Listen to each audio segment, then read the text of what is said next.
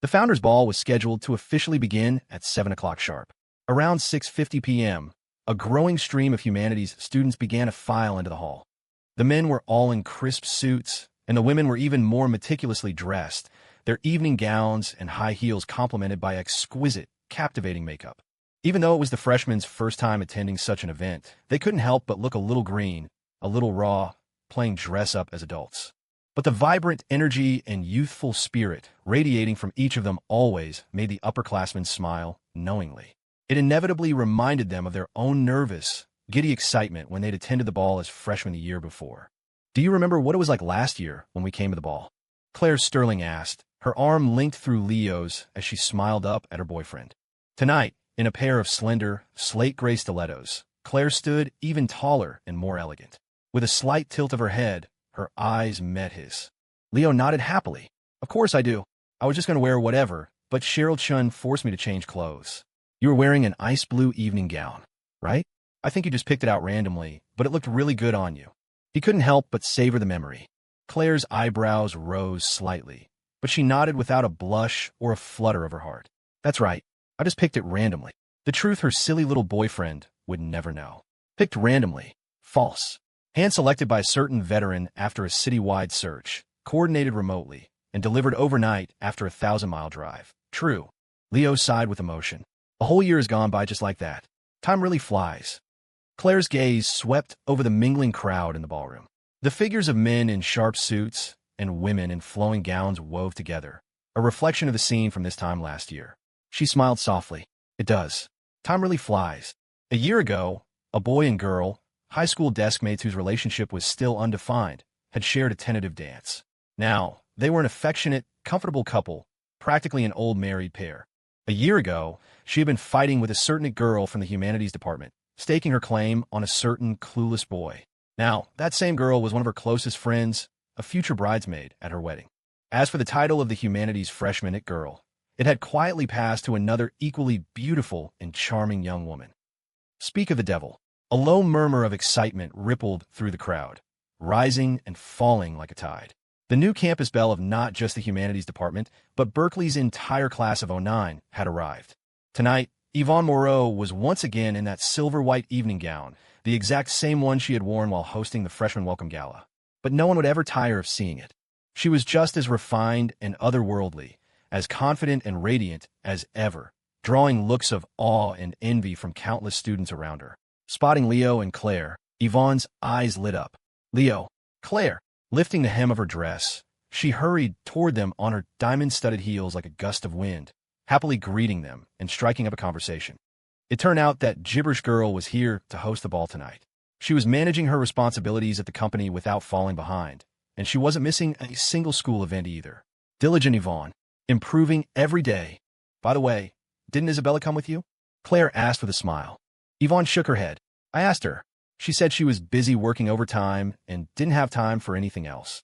The notoriously dazed Isabella was actually being proactive and hardworking for once. No one knew her man better than Claire. She immediately turned to her boyfriend. "What kind of magic potion did you give Isabella this time?" Leo looked the picture of innocence.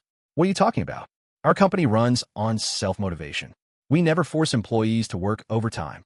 No magic potion was administered, but a few bags of emperor-grade fertilizer were supplied. The results were significant." Just then, Yvonne remembered something. "But I was talking to Lily, and she said she was coming tonight." She looked around, then her eyes brightened as she spotted a figure in the distance. "There she is." Yvonne's face lit up as she waved. "Lily, over here." Leo and Claire followed her gaze. Sure enough, they saw Lily Lou in a pale yellow gown. The former girl saw the three of them and walked over with a smile. "Hey, you're all here."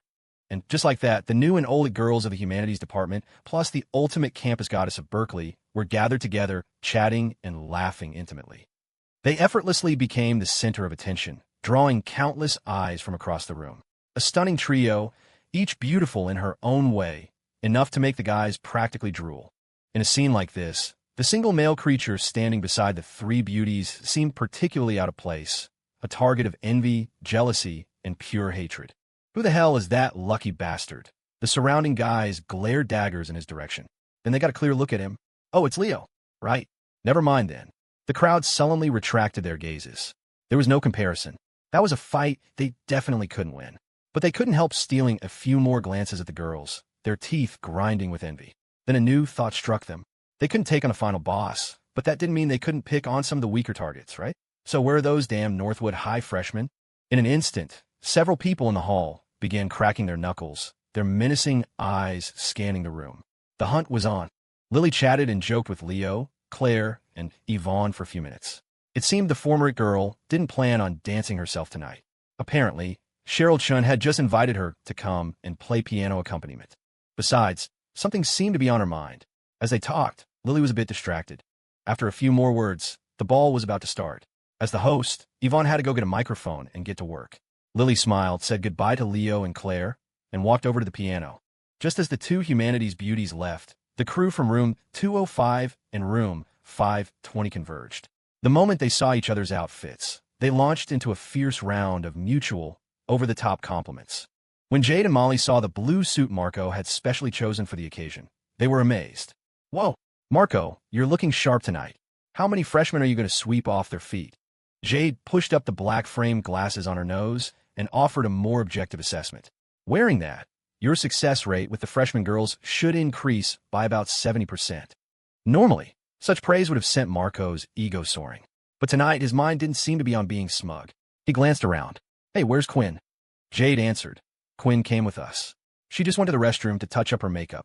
Molly nodded enthusiastically beside her. Yeah, and let me tell you, Quinn looks absolutely stunning tonight. Whoever gets to have the first dance with her is going to be the luckiest person here. Hey, Marco, what's wrong? You're sweating a little. Marco awkwardly tugged at his slightly tight tie, trying his best to look nonchalant. It's nothing. Man, it's kind of hot in here. At 7 o'clock sharp, Yvonne Moreau, the host for the evening, walked to the front of the stage with a microphone and began her opening remarks. Her speech was concise yet poised and elegant. Amid the eager applause and cheers from the Berkeley students, Lily Liu, in her pale yellow gown, gracefully ascended the stage. She gave a slight curtsy to the audience before taking her seat at the piano.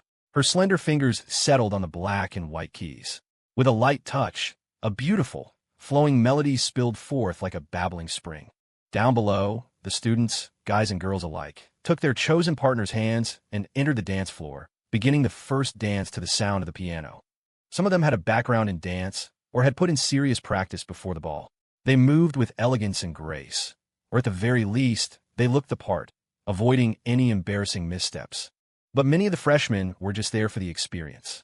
They had little to no dancing experience themselves.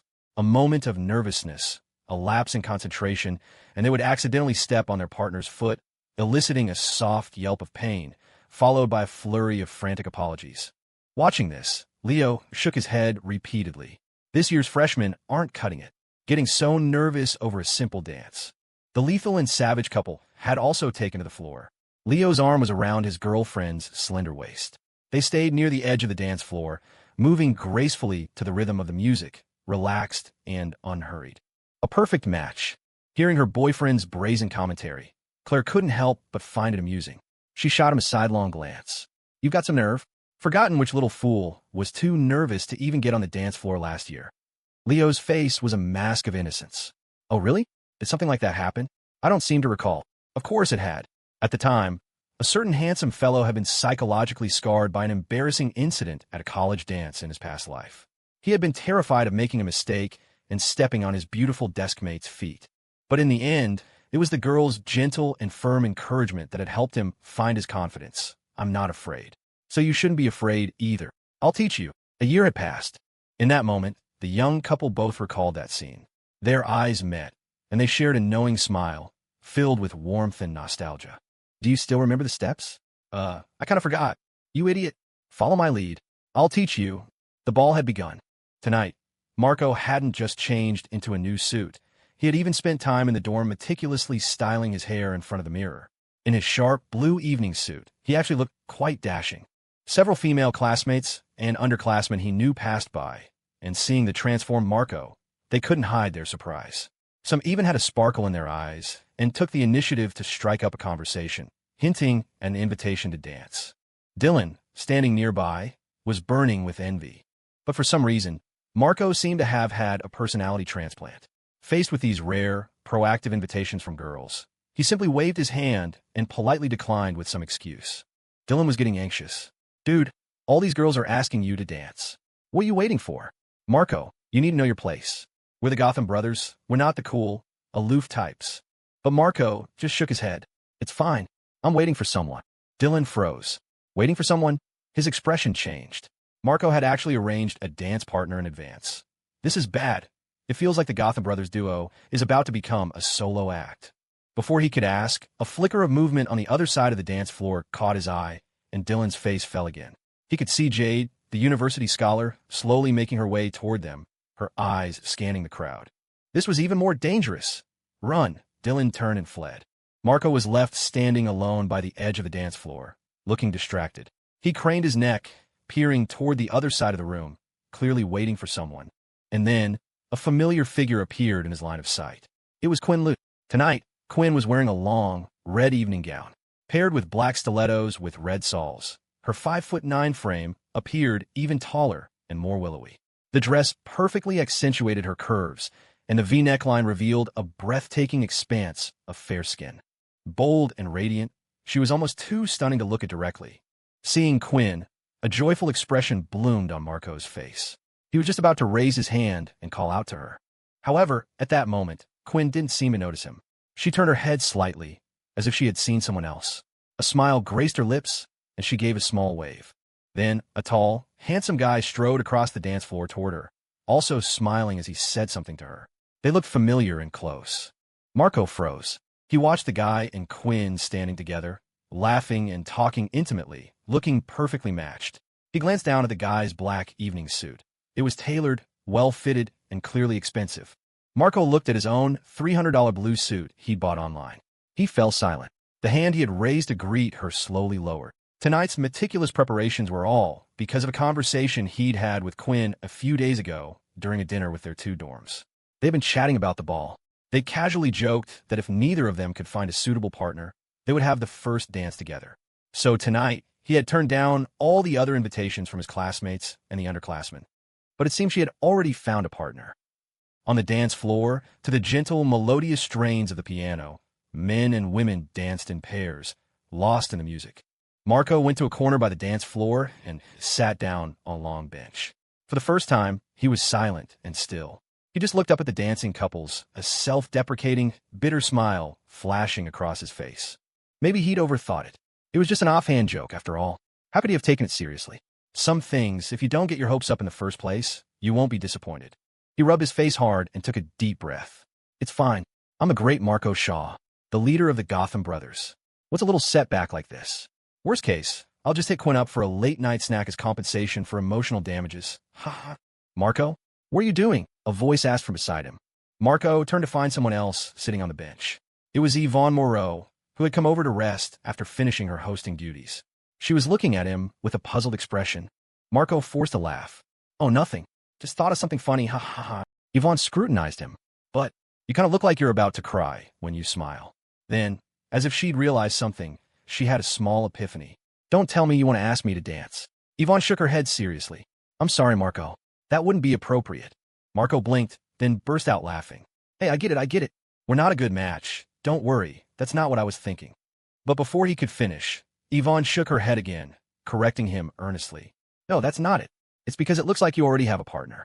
Marco was stunned. Before he could process her words, a familiar, cheerful voice came from behind him. Hey, what are you doing?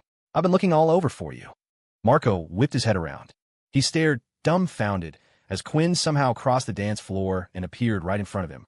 In that moment, it was as if the bustling, noisy ballroom had fallen silent. There was only the radiant woman before him in her red evening gown, her figure dangerously alluring, her beauty almost suffocating. Marco shot up from the bench, flustered and at a loss. Huh, but, Quinn, don't you already have a dance partner? Quinn rolled her eyes in exasperation. What partner? You're my partner. As she spoke, she boldly extended her hand to him. We made a deal. My first dance is yours. As Marco stood there in a daze, unable to believe his ears, he naturally failed to notice that beneath her seemingly casual tone, the tips of Quinn's ears, hidden behind her cheeks, had turned a faint shade of red. Most people tonight had found their desired dance partners. Even Dylan was no exception. After the dance started, he had been scurrying around the hall, dodging the campus scholar, Jade. He finally found a concealed corner to hide in, only to be discovered by Yvonne, who had just come from Marco and Quinn's side. Jade was not far away. Dylan frantically made eye signals at Yvonne, trying to get her to cover for him. But straightforward, Yvonne couldn't read the signals. Her sense of justice kicked in, and she asked with concern, "Are you lost?"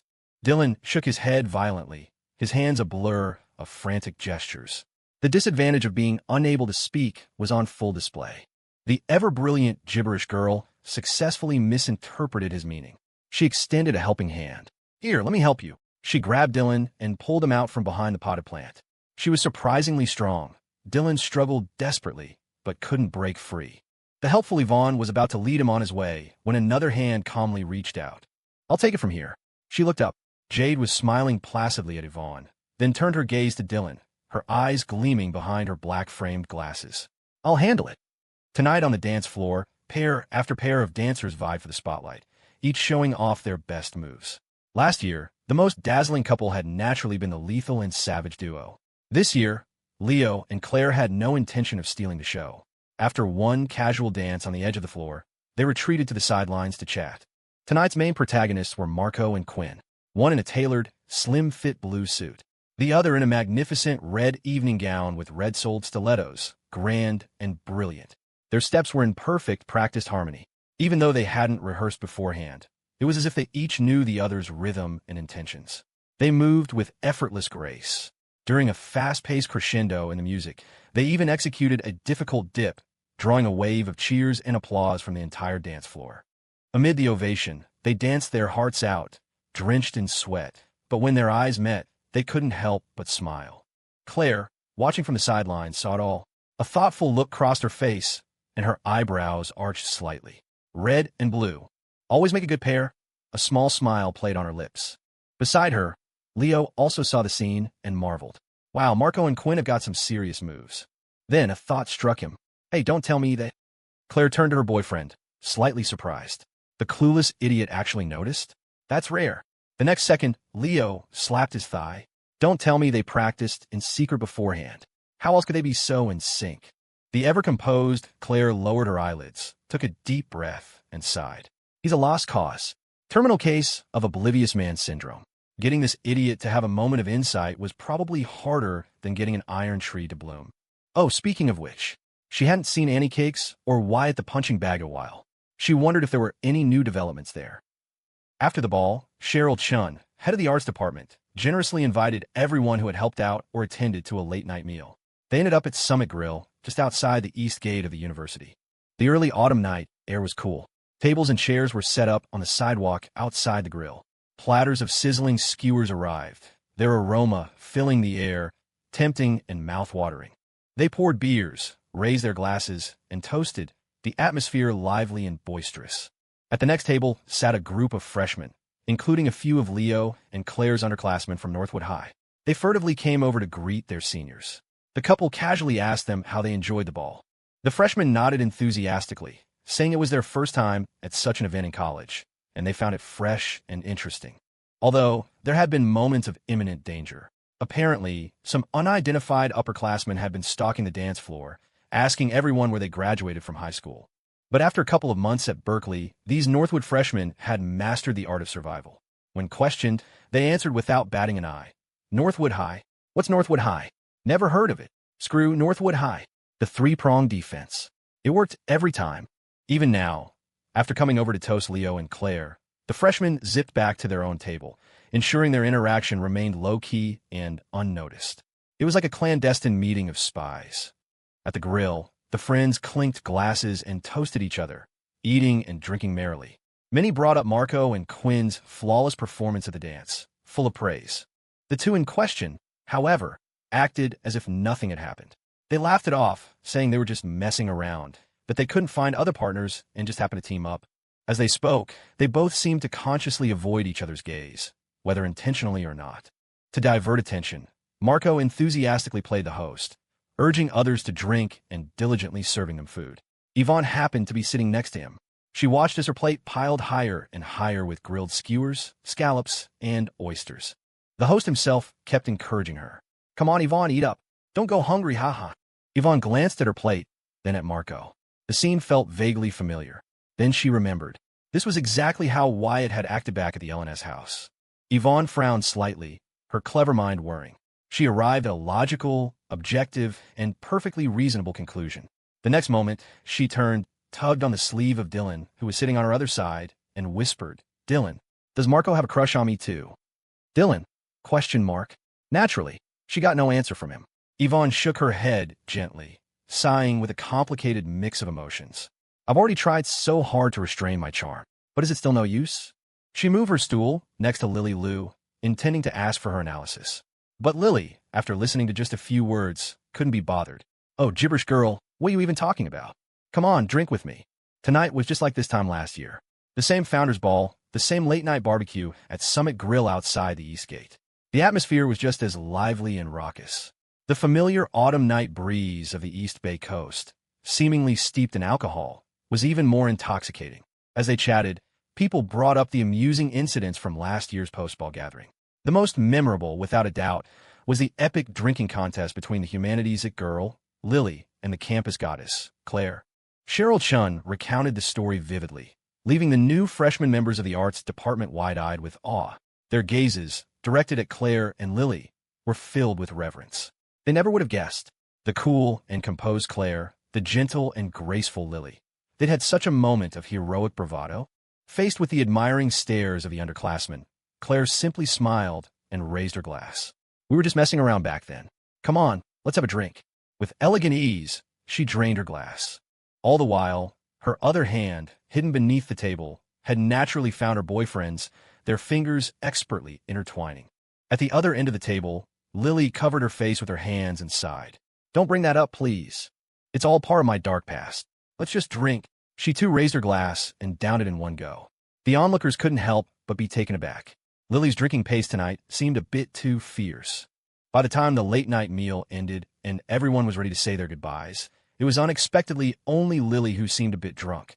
No one knew if it was out of happiness or something else, but over the course of the meal, while most had only had 4 or 5 beers, Lily had polished off more than half a case, and even mixed in some hard liquor. When she stood up, she was already swaying unsteadily. Fortunately, Yvonne was there to support her and could help her back to her dorm. Leo and Claire also said goodbye to their friends, ready to head back to the LNS house.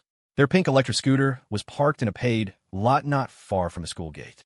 The young couple walked over hand in hand. The autumn night breeze was intoxicatingly mellow, carrying the damp scent of the distant sea. The empty road stretched into the distance, with streetlights casting a soft, yellow glow, projecting the shadows of the couple walking side by side onto the pavement. Their figures merged intimately, inseparable.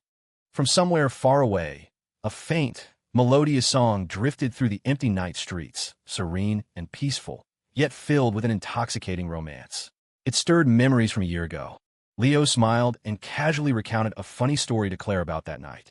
He told her how, after the barbecue, a certain tipsy campus goddess, barely able to stand, had insisted on taking off her heels and walking a straight line on the road.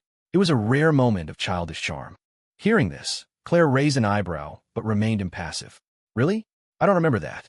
It sounds silly, not like something I would do." "You must be mistaken." A practiced string of denials to protect her cool image. But the truth was, she had been drunk enough last year to have gaps in her memory. Hearing her boyfriend describe how she had eventually stumbled into his arms and had to be carried away, bridal style, piqued her interest. Her eyes lit up. "Leo, I want you to carry me like that again." It was a demand, not a request, and her wish was his command. Leo didn't hesitate for a second. "No problem." With a delighted yelp from Claire, he expertly scooped her up into his arms, like a domineering carrying his pampered wife. Full of swagger, he walked them to their pink scooter and got on. The aesthetic was a little off, but hey, they were practically an old married couple. Just go with it. They rode the little scooter all the way back to the LNS house. In the yard, under the resentful gaze of May the Maybach, they parked the scooter. The couple opened the door and went inside. After washing up, they returned to the bedroom. Claire hadn't had much to drink tonight, but she was in high spirits. Hearing Leo's stories about her drunken antics last year had left her wanting more. Now, sitting on the bed, she pestered him to continue. Leo sat on the edge of the bed and obliged, recalling the scene. He described how he'd carried the drunk Claire to a motel, how the owner, Mr. Chien, had taken one look at them and, with the wisdom of a sage, decisively slapped a key card on the counter, declaring, "Only one room left. Some people and things don't stand up to scrutiny. But the more you examine Mr. Chin's track record, the more legendary it becomes." Claire listened, captivated, urging him to go on. Leo continued, telling her how he'd taken her into the room, how he'd cared for the drunken Claire, wiping her slender feet with a hot towel, and then her face. Suddenly, Claire felt something was wrong. "Wait a minute. You wiped my feet first, and then my face." Leo's expression was deadpan.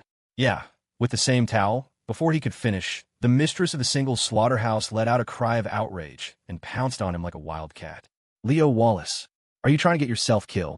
The smart-mouthed boy yelped as his girlfriend bit him. I'm kidding. I used two towels. Finally, Claire let go. Then, she asked curiously, "What happened after that?" "There was only one bed in the room. So where did you sleep? Tell me the truth. Did you take advantage of me while I was drunk and asleep?" She asked with genuine curiosity. After all, she had woken up the next morning to find him already back with breakfast. She had no idea what had happened that night. But Leo shook his head. "No, I didn't sleep at all that night. I just sat by your bed." His words made Claire freeze. She listened as her boyfriend explained honestly. "At the time, I wasn't sure if you even liked me, and I wasn't confident that I was good enough for you." Claire stared at him, stunned. It was the first time she had heard this story about that night. The first time she had heard him admit to his own hesitation and insecurity. Her gaze softened, a hint of tenderness in her eyes. She reached out and gently cradled his head in her arms, like she was holding a child. "You idiot," she whispered. "Of course I like you. 10%, 100%, 1,000, 1,000,000%. So from now on, you're not allowed to be even a tiny bit unsure. I like you. That will be the most certain thing in this world." She gently lifted his head from her embrace. Claire leaned down and softly kissed his forehead, then his nose, then his lips. The kisses were light, then gradually grew more passionate, more intense, until their figures melted together under the soft light. On a cool, intoxicating autumn night, inside a bedroom of the LNS house, the air grew hot. Outside, the breeze was cool. Half a case of beer and a shot of hard liquor later, Lily Lou was definitely drunk. Her tolerance was usually good, but she'd been drinking too fast. She stumbled all the way back to her dorm, and if Yvonne hadn't been there to steady her, she probably would have tripped on the stairs. By the time they reached the dorm building, however, some of the drunkenness seemed to have faded. She felt a little more clear-headed. She smiled and thanked her younger friend, then waved a hand. "All right, you should get going too. If you're any later, the dorm supervisor will be asleep, and you won't get in." Yvonne was still worried. "What about you?" Lily sat down casually on the steps of the dorm entrance, looking up at Yvonne with a smile. "I'm fine. I'll just sit here for a bit, let the breeze clear my head. I don't want to go up smelling like a brewery and bother my roommates." Her tone was carefree, but her words were still those of the thoughtful and considerate Lily. But Yvonne didn't leave. She looked down at Lily, who was sitting casually on the steps, and said seriously, "Is something on your mind?" The clever, gibberish girl, though often lacking in social graces, she could, at times, be remarkably perceptive. Lily paused, then laughed and shook her head. "It's nothing, just some family stuff." As she spoke, she looked up at the bright, clear moon in the night sky. The smile on her face gradually faded, replaced by a look of confusion and melancholy. She murmured softly, "Do you think, in this world, some people are just destined not to be in control of their own happiness?" Yvonne thought for a moment, then earnestly refuted her. "Why not? If you want something, you just have to work hard to get it. As long as you work hard enough, you can achieve anything." Full of positive energy, courtesy of the ever-ambitious Yvonne's go-getter philosophy. Her words made Lily laugh again. She looked at the pretty, earnest girl in front of her, her youthful face a mirror of someone she used to be, that same spirited girl who believed she could conquer anything she set her mind to. But what a pity! As if remembering something, the light in Lily's eyes dimmed, and a self-deprecating, bitter smile touched her lips. "You're still young. You don't understand. Sometimes, some things are just beyond your control." She spoke softly under the moonlight, as if sighing to herself. It sounded like she was lecturing the younger girl, but it also felt like she was talking to herself. The next day, Thursday, Leo had a busy day. Early in the morning, he drove his girlfriend from the LNS house to campus on his pink scooter. The little vehicle was a conspicuous sight, with the Berkeley campus goddess sitting on the back, her arms wrapped tightly around his waist. It was another flagrant display of public affection. By morning, the news had spread throughout the old campus. The students whispered in hushed, panicked tones, "Bad news. The lethal and savage couple has a new ride. Before, if you saw them on campus, you could just turn and run. But now they're on a damn scooter. You can't even outrun them. They're chasing us down to shove their PDA in our faces. Leo dropped Claire off at the campus parking lot to catch the shuttle to the new campus. Then he went back to attend his advertising classes. At noon, he had lunch with his roommates from room 520 in the dining hall. He was engrossed in planning the next steps for his block-headed figure project. Design, production, opening a store, a trial run, a collaboration with Chloe's maternity shop. It'd be great to get some support from the university too. Leo was deep in thought and didn't join in the usual banter. Next to him, Leon was also busy, happily texting his girlfriend, Molly, while he ate. The date cake guy had become incredibly attached since he started dating. There was no WeChat yet, so their monthly phone bill for texts and calls was always astronomical. With two of them occupied, the lunch felt a bit quiet. Dylan looked from side to side, feeling restless. This was usually his chance to talk more. So why was everyone so quiet? Leo and Leon were one thing. But why was Marco also staring at his phone, grinning like an idiot? Something was wrong. Could Marco have something going on too? Dylan's face fell. This is bad. Does this mean the Gotham Brothers duo is really down to just me? No more Joker cards. Just a single clown. After lunch, there was still plenty of time before his afternoon class. Leo decided to visit the old faculty housing to find the former president. The weekend was almost here, and the old man was being incredibly tight-lipped about who he was supposed to meet. He had to get some more information. He rode his pink scooter to the small pavilion in the garden. The old man was sitting there, like a permanent NPC in a game who never moved. It was clear he had a lot of time on his hands. Seeing Leo arrive on a pink scooter, the old man couldn't help but chuckle. Hey, kid, you got yourself a scooter, and you had to get a pink one. Quite the fashion statement. Leo parked his scooter and walked into the pavilion, retorting cheerfully, this is what the young people are into. An old-timer like you, almost 80, wouldn't get it. Dr. Alistair Finch almost flipped the table in anger. Who's 80? I'm 71. 71. Leo sat down across from him, placating him. Yes, 71. In your prime. By the way, about this weekend. Who is this senior you're introducing me to? It's only 2 days away, and I still don't even know where I'm going. Can you give me a straight answer? The old man picked up a game piece and placed it on the board, grumbling, why so many questions? If I could tell you, I would have. Not telling you is for your own good. Just know it's this Saturday. Wait for the message. They'll probably contact you tomorrow night with the address. Leo placed a piece on the board as well, remarking, so mysterious. It only made him more curious. Seeing through him, Dr. Finch snorted. Stop wasting your brain on useless things. Did you do the prep work I told you to do? It wasn't easy getting my old friend to see you. I cashed in a big favor, so don't you dare embarrass me. He placed another piece. Leo followed suit, smiling. When I do something, you can rest assured. I won't let you down. Dr. Finch nodded, his expression softening slightly. Good. I do have faith in your character and ability. It's not like I didn't praise you in front of him beforehand. He was about to place another piece when he glanced at the board. He froze. Then he exploded. Praise my ass. We've only played 4 pieces total. I put down 2 black ones, and you've already stolen both of them. Do you think I can't count, you cheating little brat? Leo looked at the board and realized there were only his 2 white pieces left. He felt a little embarrassed. All right, my bad, I got ahead of myself. He thought for a moment, then put 1 black piece back. Here, I'll give you 1 back. Dr.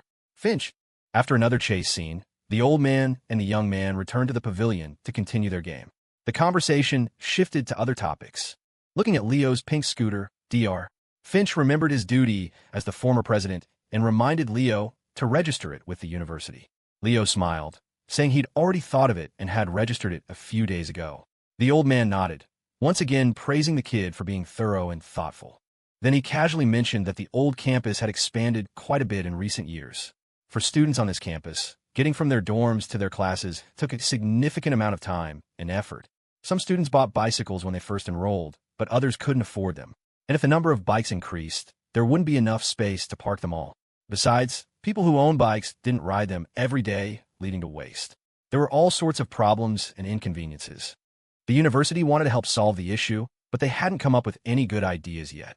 Hearing the old man's lament, a spark of inspiration flashed in Leo's mind. If he organized his thoughts, he might be able to offer a suggestion. After his sigh, Dr. Finch looked up at Leo. Enough about the university's problems. What have you been busy with lately? Haven't seen you in days for a game. These past couple of days, of course, he'd been busy with the block-headed figure toy project. Once all the preparations were done, He would need to find a location for a physical store as a test run.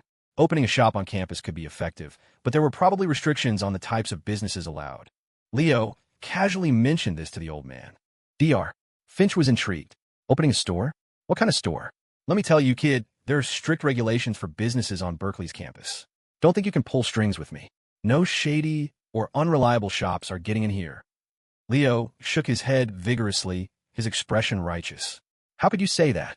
Am I that kind of person? The store I want to open is a completely legitimate business. It's a project that will cultivate our students' hands-on skills and improve their artistic taste. Dr. Finch was slightly moved. Oh, so many benefits.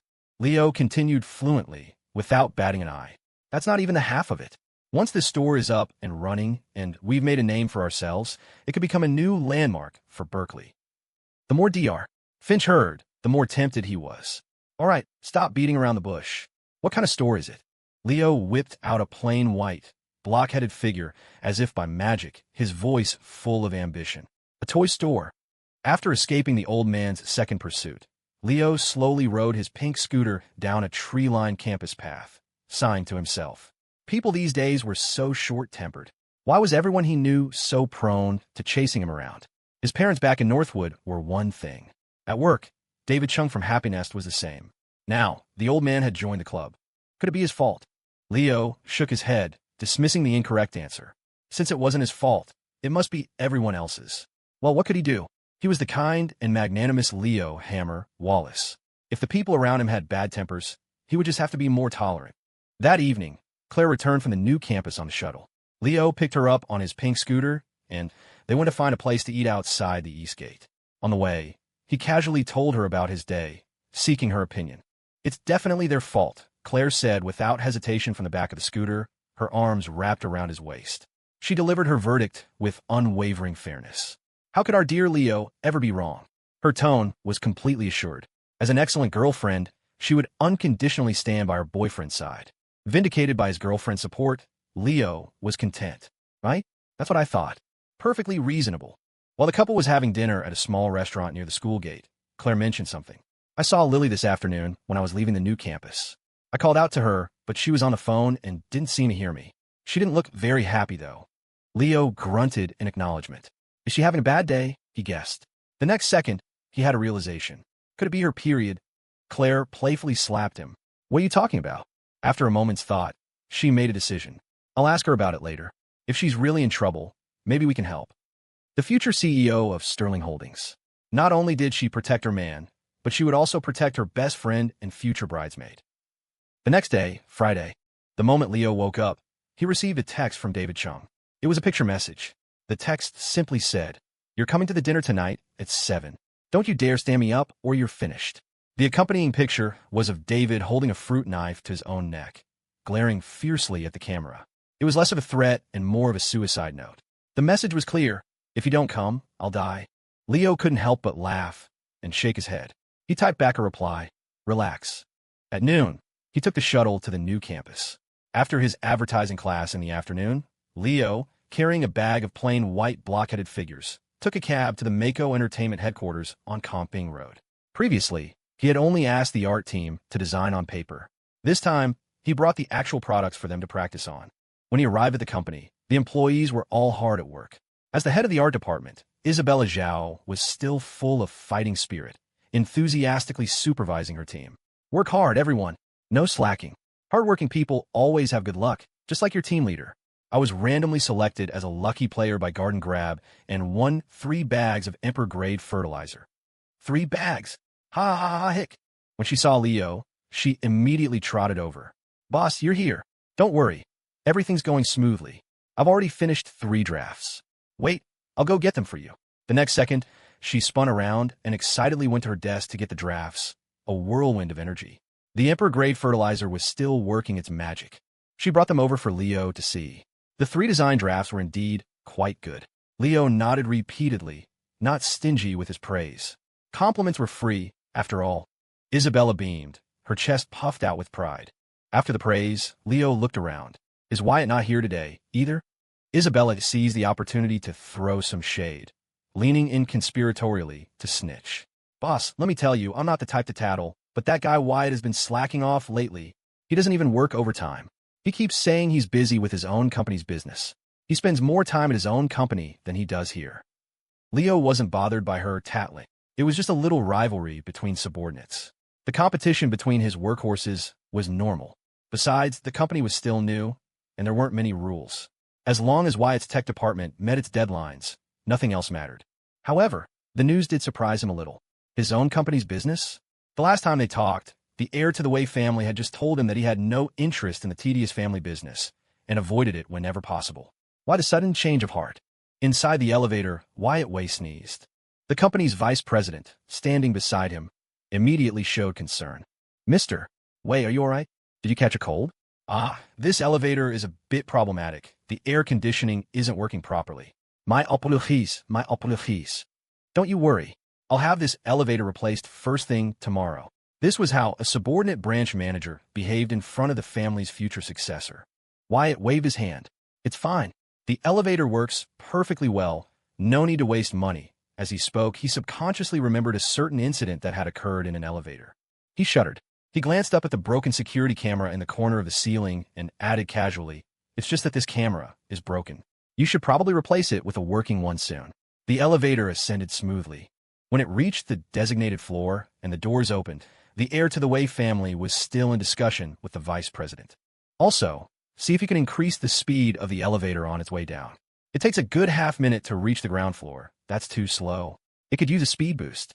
The vice president beside him was utterly baffled, unsure if there was some hidden meaning behind Mr. Wei's words. He could only nod repeatedly in agreement. As they walked towards the conference room, the vice president changed the subject, carefully probing again. Mr. Wei, I've noticed you've been coming in almost every day this week. Is there something about our work at Aria that you're not satisfied with? If there's a problem, please don't hesitate to point it out. We will definitely make corrections. The question made the heir of the Wei family flinch. He quickly composed himself, his expression calm and collected. It's nothing. I just happen to have some free time lately, so I thought I'd come by and observe. The new perfume line from Aria is a key project for the Wei Group. After all, as the heir to the Wei family, it's only reasonable for me to check in frequently, isn't it? The vice president was stunned. The Wei Group was a massive conglomerate with countless subsidiaries spanning various industries. Aria's size and status didn't even rank in the top 10 among the Wei family's companies. Their little quarterly new perfume project had become a key project for the entire Wei Group. Since when? How did he not know about this? But since the young master himself had said so, it must be true. The vice president was overwhelmed with flattery and nodded profusely. Yes, perfectly reasonable. Perfectly reasonable. As they talked, they arrived at the conference room. The door opened. Accompanied by the vice president, Wyatt walked in. Inside, the employees from the project planning department, seated around the long table, immediately stood up to greet him. Good morning, Mr. Wei. Amidst the respectful greetings, the heir of the Wei family gave a slight, indifferent nod. His gaze swept over his subordinates with a dignified, scrutinizing air. Then his eyes paused, almost imperceptibly, on a familiar, bright, and beautiful figure. Today, the intern Anna was once again dressed in professional attire. A blazer, a pencil skirt. Her dark, silky hair was casually pinned up, not with a hairpin or tie, but with a pencil she had grabbed on a whim.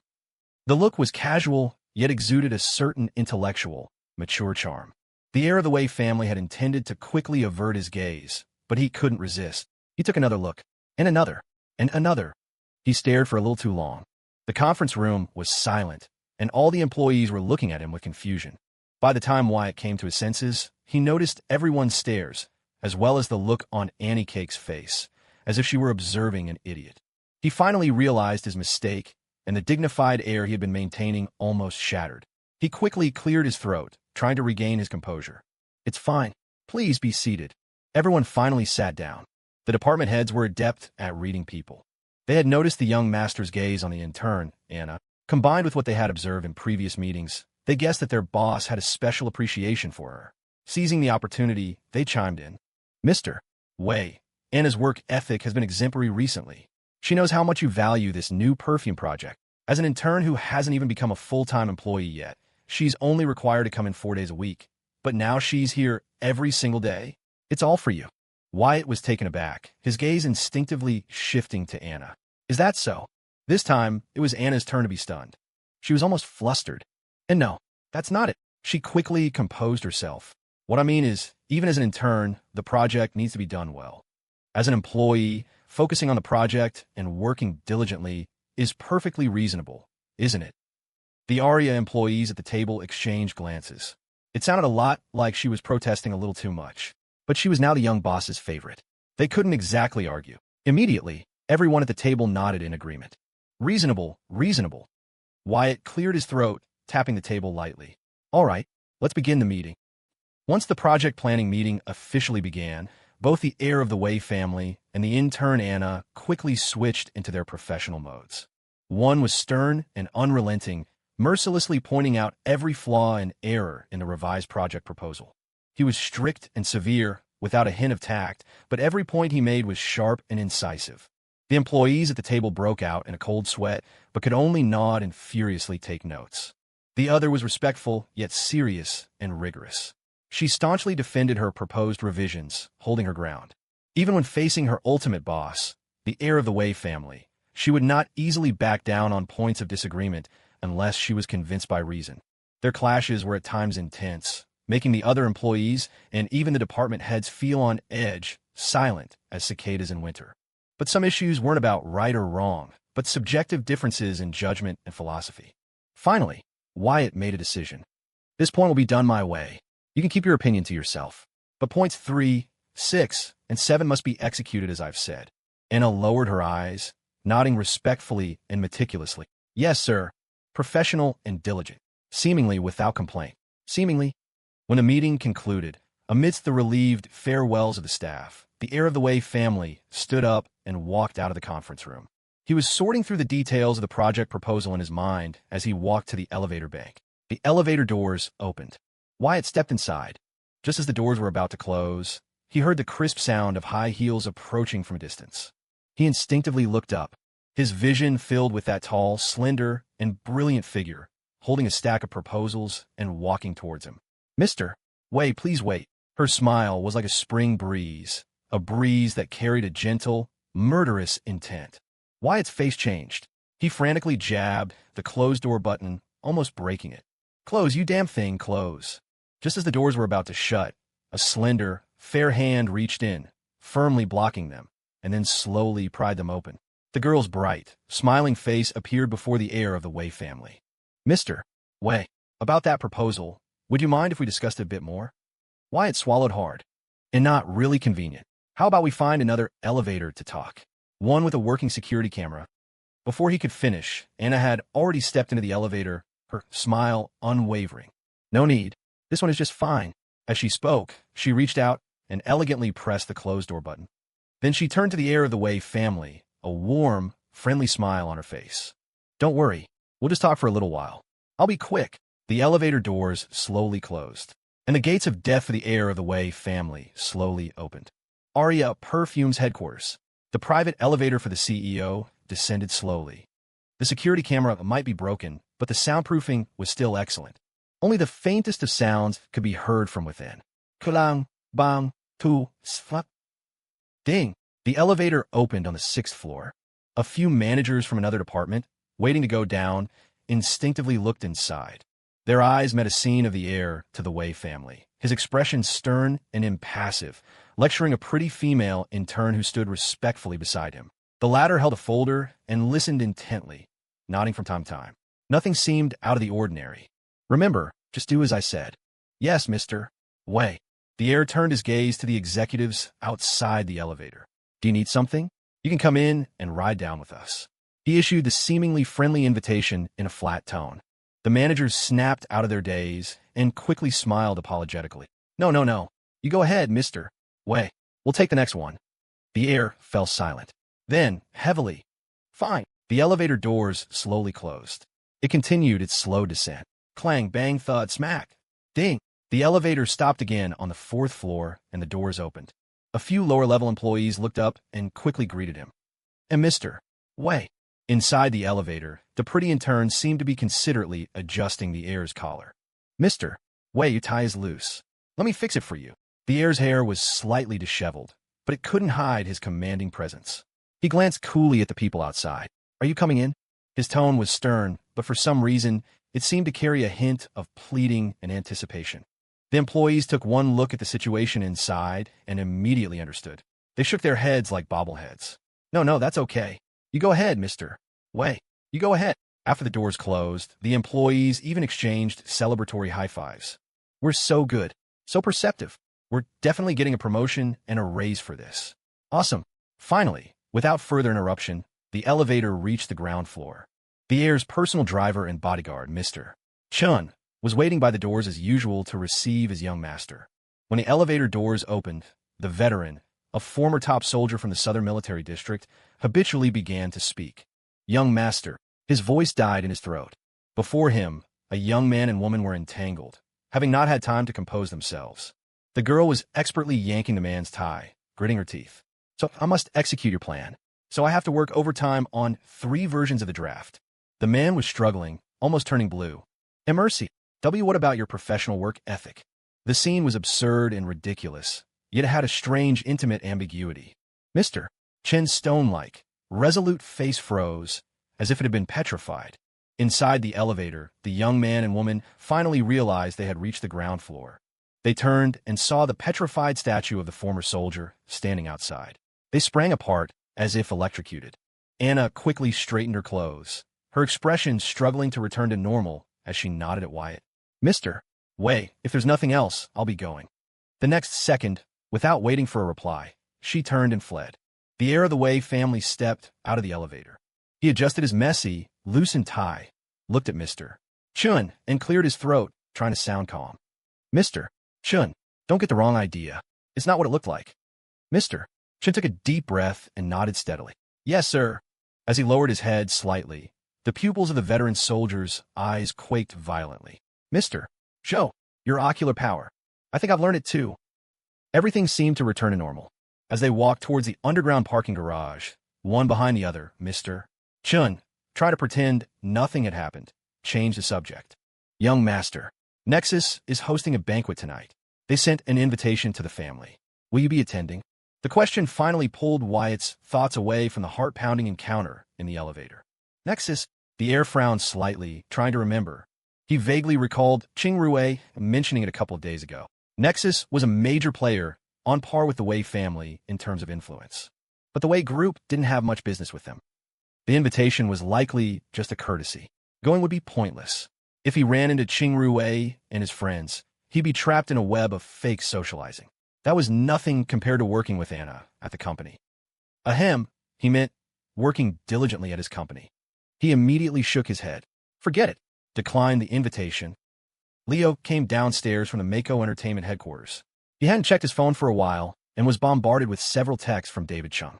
The messages had escalated from "you're dead if you don't show up" to "I'm dead if you don't show up," and finally to a desperate plea. As your big brother, I've never asked you for anything.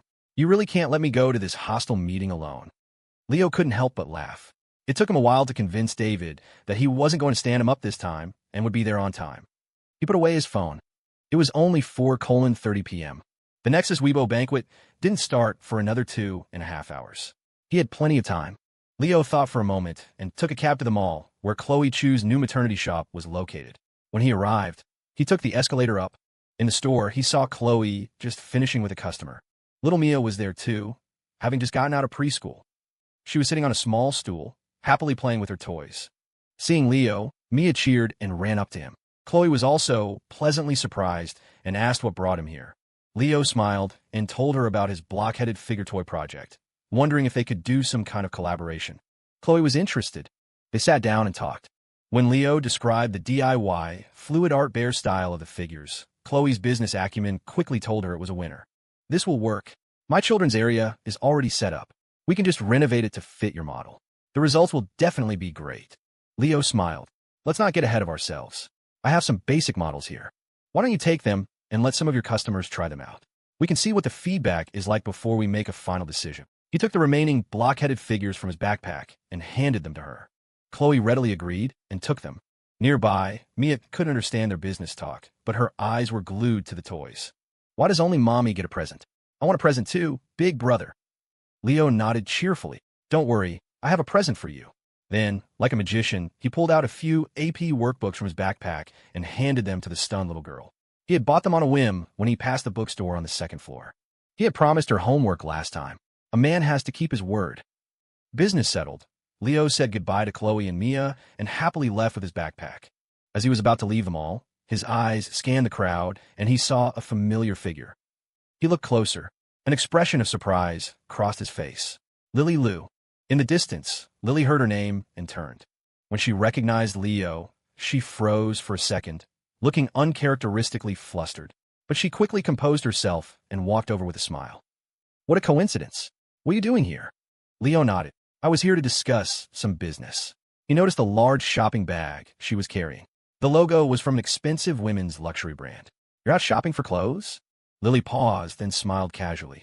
Yeah, I have a banquet to attend tonight. Gotta dress up. Once inside, sitting in the back seat, the smile on Lily Liu's face vanished. She told the driver, the Fairmont on the waterfront, please. The driver in the front seat acknowledged the address and remarked admiringly, the Fairmont, huh? That's a high-class place. You must be doing well for yourself, young lady. In the back, Lily managed a small smile and said softly, yes. A high-class place. Doing very well. Her words were tinged with a faint self-mockery. The car started to move. Watching the scenery recede outside the window, Lily felt a wave of dizziness. The unexpected encounter with Leo in the mall had caught her completely off guard, causing a moment of panic. Luckily, she had managed to hide it. They had only exchanged a few words before she made an excuse to leave. She hadn't said much, only that she had a banquet to attend. She offered no further explanation. It wasn't that she couldn't, but that she didn't want to. It wasn't because Leo was someone she once had a fleeting crush on, but because he was now her friend. A friend who had comforted her and encouraged her to fight for her own happiness. And what she was about to do tonight was the very opposite of that encouragement and hope. To her, it felt like a betrayal of his kindness, filling her with a sense of shame and guilt. She had considered telling him, thinking she might get some help from him. But in the end, she had dismissed the idea. The city streets were a river of traffic at night, a blur of red and green lights. The neon glow filtered through the car window, illuminating Lily's face in the back seat. Her beautiful, gentle features were cast in shadow, her eyelids lowered, her lashes trembling slightly. She knew that Leo was starting his own gaming business. She knew even better that he was the future son-in-law of the Sterling family. In fact, if she needed to, she could have just asked Claire, who was now like a sister to her. The future heiress of Sterling Holdings had connections and power that could accomplish things ordinary people couldn't. But she hadn't asked. Firstly, while the Sterling family was powerful, they weren't the ideal solution for the predicament her family was facing. Even if the lethal and savage couple wanted to help, they might not be able to. Secondly, she had her own pride and principles. She didn't want to burden others with her personal problems. So, in the end, she had chosen to face it alone. The taxi weaved through the traffic, carrying its passenger towards its destination. Lily looked down at the shopping bag beside her, at the glamorous gown she had bought for tonight's banquet. A bitter smile touched her lips. A year ago, if she had been given such a beautiful dress, she would have been ecstatic, wanting to take 100 photos to celebrate. Now, buying it filled her with a different emotion.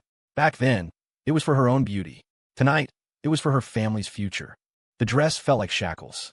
She, a bird in a cage. Her father still doted on her. He had told her beforehand that if she didn't want to, she didn't have to sacrifice her happiness.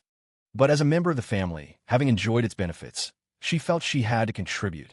Lily took a shallow breath and tilted her head back slightly. Her eyes grew calm. In the end, this was the path she had chosen. It was time to grow up. Leo Wallace, you really haven't grown up at all. On the other end of the phone, Claire couldn't help but laugh when she heard about him giving Mia the workbooks. The two of them, one big and one small, with a 14-year age gap, were childish in the exact same way like peers. They could play together, and they could bicker relentlessly. They were truly a pair of kindred spirits, locked in a cycle of love and war. On the phone, Leo, who was now waiting for a taxi by the roadside, sounded perfectly righteous. A man has to keep his word. I'm just helping Mia get ready for the harsh realities of elementary school. After a bit of joking, Leo remembered something. By the way, I just ran into Lily Liu at the mall. Claire was curious. Lily? What was she doing? Leo explained. She seemed to be buying clothes, said she had some banquet to attend tonight. He paused, as if recalling the moment, then added, and it felt like she was hiding something. She didn't say much to me, so I didn't press her. Claire sounded thoughtful. Maybe it's something to do with her family? Lily is gentle on the outside, but strong on the inside. If she's not telling us, it's probably because she doesn't want to bother anyone and wants to handle it herself. The couple talked for a while, but couldn't come to any conclusion. Even if they could help, they couldn't force her if she didn't want to talk. Changing the subject, Claire interrogated her boyfriend. What are you up to tonight? You're not coming back yet. Leo scratched his head. Oh, I'm going to a banquet too. Lily was going to a banquet. He was going to a banquet. What a coincidence. It couldn't possibly be the same one.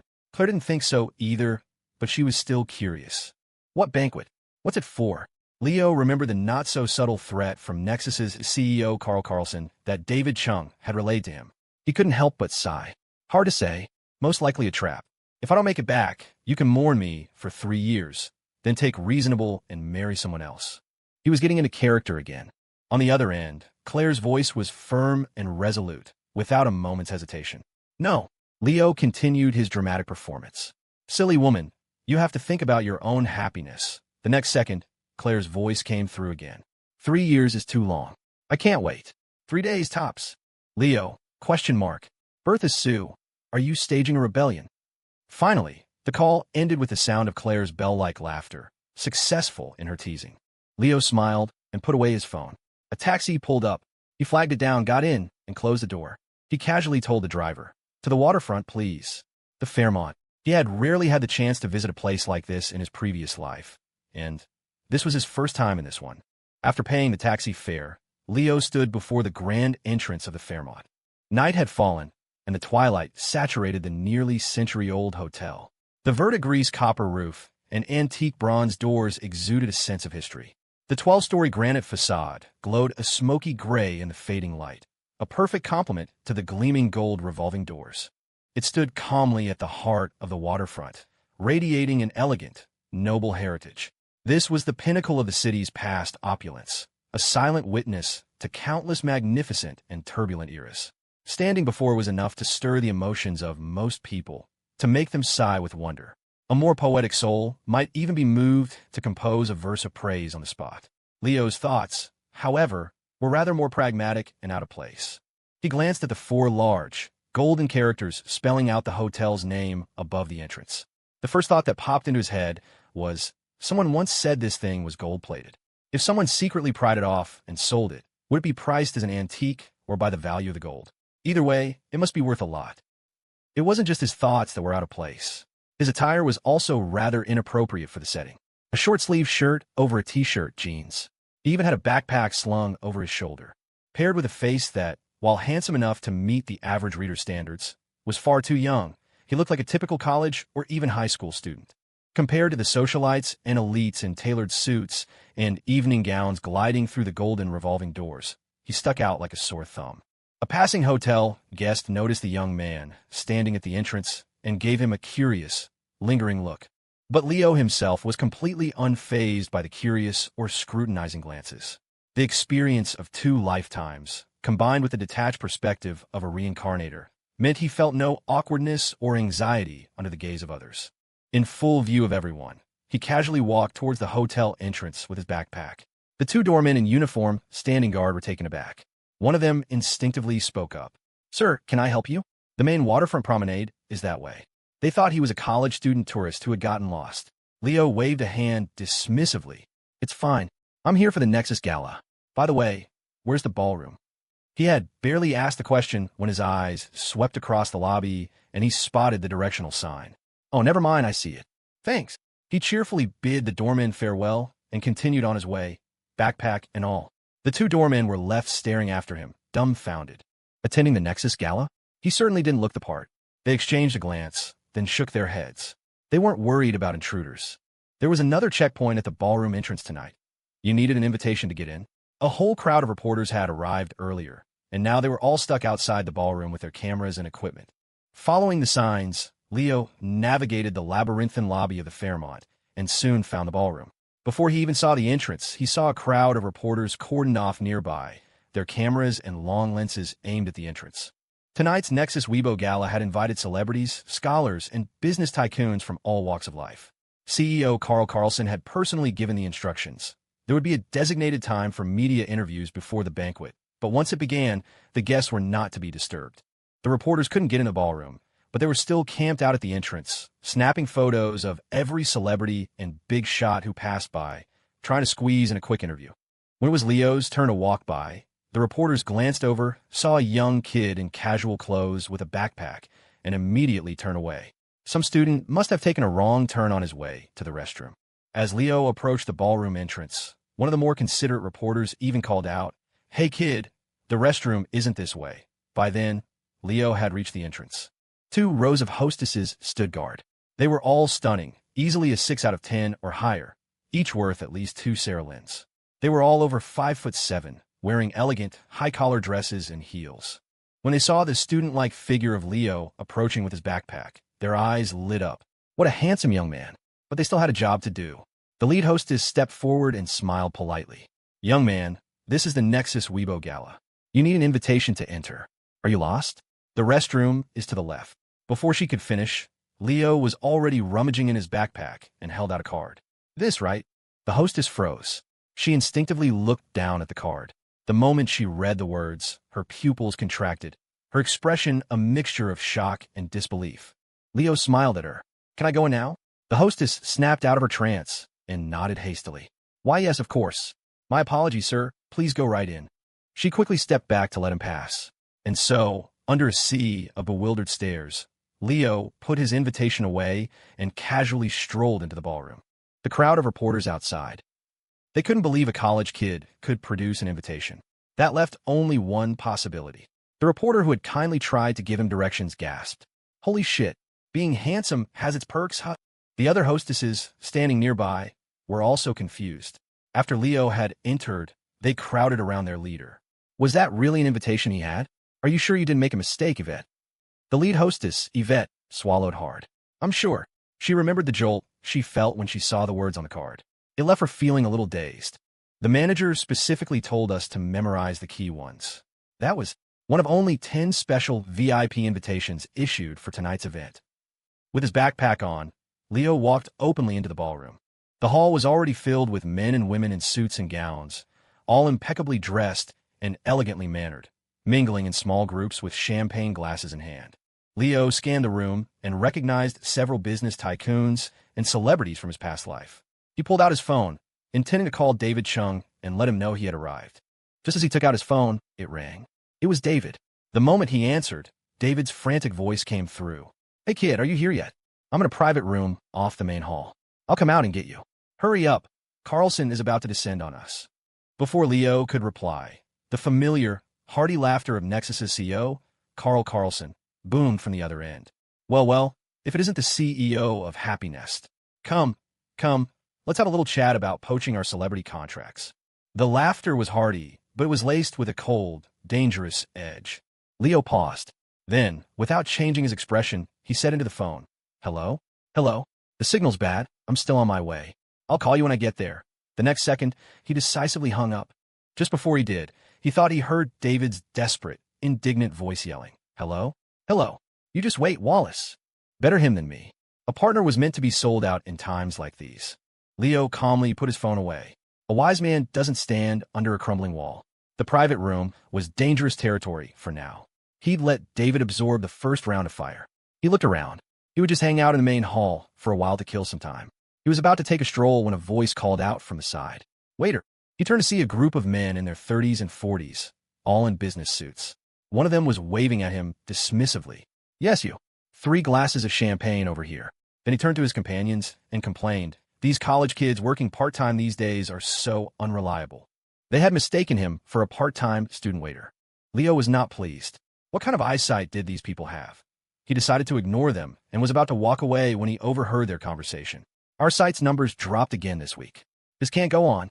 Nexus is launching Weibo. If we at the Quad can partner with them, it could be a chance to crush Happy Nest." Leo paused. The Quad? The man who had waved him over looked at him again, annoyed to see him still standing there. "What are you waiting for? Get us our drinks." Leo snapped back to reality, a warm, spring-like smile suddenly spreading across his face. "You got it. 3 glasses of champagne, right? Coming right up." Tonight's Nexus Gala was a buffet-style affair. Inside the grand ballroom of the Fairmont, an endless array of food stations stretched out in a magnificent line, each manned by Michelin star chefs preparing dishes to order. Guests were free to wander and choose their own delicacies. At the same time, a legion of servers, trays in hand, navigated the crowd, proactively offering hors d'oeuvres and drinks.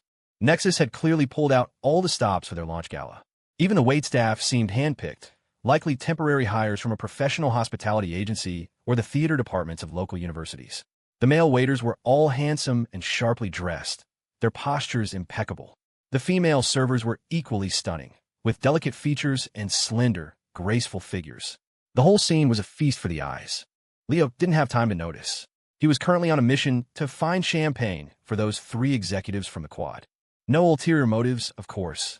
He was just a guy who loved doing good deeds for his fellow man. It had absolutely nothing to do with corporate espionage or sousing out a competitor's business plan.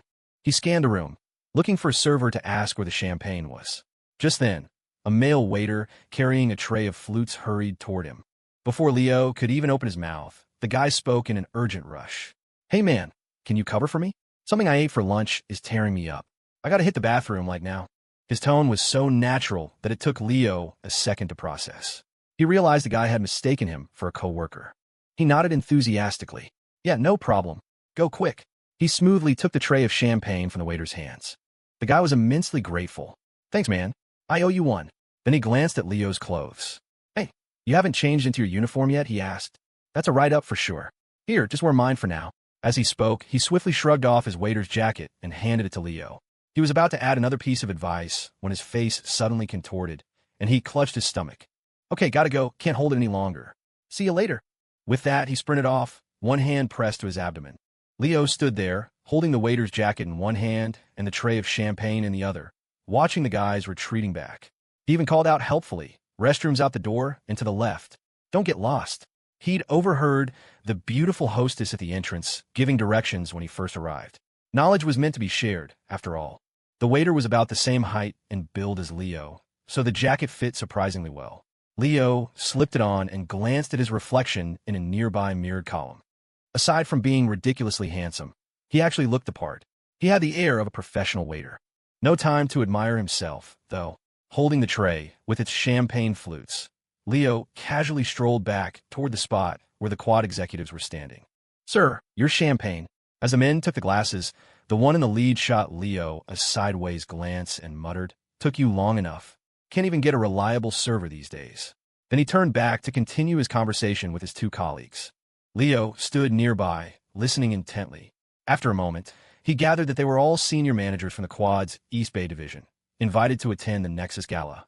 On one hand, it was to show respect to an industry titan like Nexus. On the other, they hoped to use the opportunity to forge a partnership with Nexus's newly launched Weibo project. The Quad and Weibo joining forces. They would carve up the market while simultaneously cornering and crushing a rapidly rising upstart like Happy Nest. The 3 of them spoke animatedly, discussing the various plans formulated in their internal meetings, all set to be implemented soon. Leo listened with intense focus, occasionally nodding to himself. He pulled a small notebook and pen from the jacket's pocket and began jotting down notes. The executives from the Quad were deep in their discussion. One of them happened to look back and, seeing the waiter who brought them champagne was still there, asked with a frown, "What are you still standing here for?"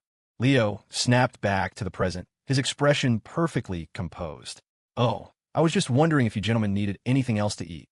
The chef just put out some fresh pastries. I recommend you try them." The executives paused. Now that he mentioned it, all that talk had made them a bit hungry. The lead one nodded. "All right, go get some for us." "Thanks." Their opinion of the waiter improved slightly. The kid might be slow, but his attitude was surprisingly good. He had a knack for anticipating their needs. Leo Hammer Wallace, the server, moved quickly. He went to the dessert buffet, collected an assortment of small cakes, and brought them back to his high-priority guests. The 3 executives from the Quad continued their spirited conversation while munching on the pastries, paying no mind to Leo, standing beside them. He was just a waiter, after all. What were the chances he'd overhear and understand their corporate secrets? Just some kid in his early 20s. Even if he heard it, would he even get it? They continued their heated discussion, strategizing on how to proceed and how to best suppress their mortal enemy, Happy Nest. Leo listened with great interest. At the peak of their conversation, one of the executives remembered something, and his face darkened. "This Carl Carlson from Nexus really knows how to snub people. I heard he has a private room set up inside the hall tonight, only for the most important guests. And we didn't even qualify for an invitation. But I saw that David Chung from Happiness go in earlier. If Nexus and Happiness team up, that's not good news for us. At this, the expressions on all three men soured, their cheerful moods evaporating. They reached for more pastries to soothe their nerves, only to find the plate was empty. The lead executive turned to Leo, his tone impatient and scolding. Can't you see we're out of food? Go get more. Are you just going to stand there slacking off? As an outstanding temporary employee, Leo naturally accepted the task without hesitation. Right away, sir. Just a moment. He took the tray and headed back to the buffet, only to find that the pastries had all been taken by other guests. Any other waiter, especially one who had just been berated, would have given up. They certainly wouldn't have gone out of their way to find an alternative for such demanding guests. But Leo was different. The esteemed Leo Hammer Wallace never held a grudge. He repaid malice with kindness. After a moment's thought, he reached into his backpack and pulled out a small bag of snacks. Chef Sue's homemade cookies. The upgraded version, supervised by Mrs. Foam. A culinary game of Russian roulette. The death pouch. 20% fatality rate.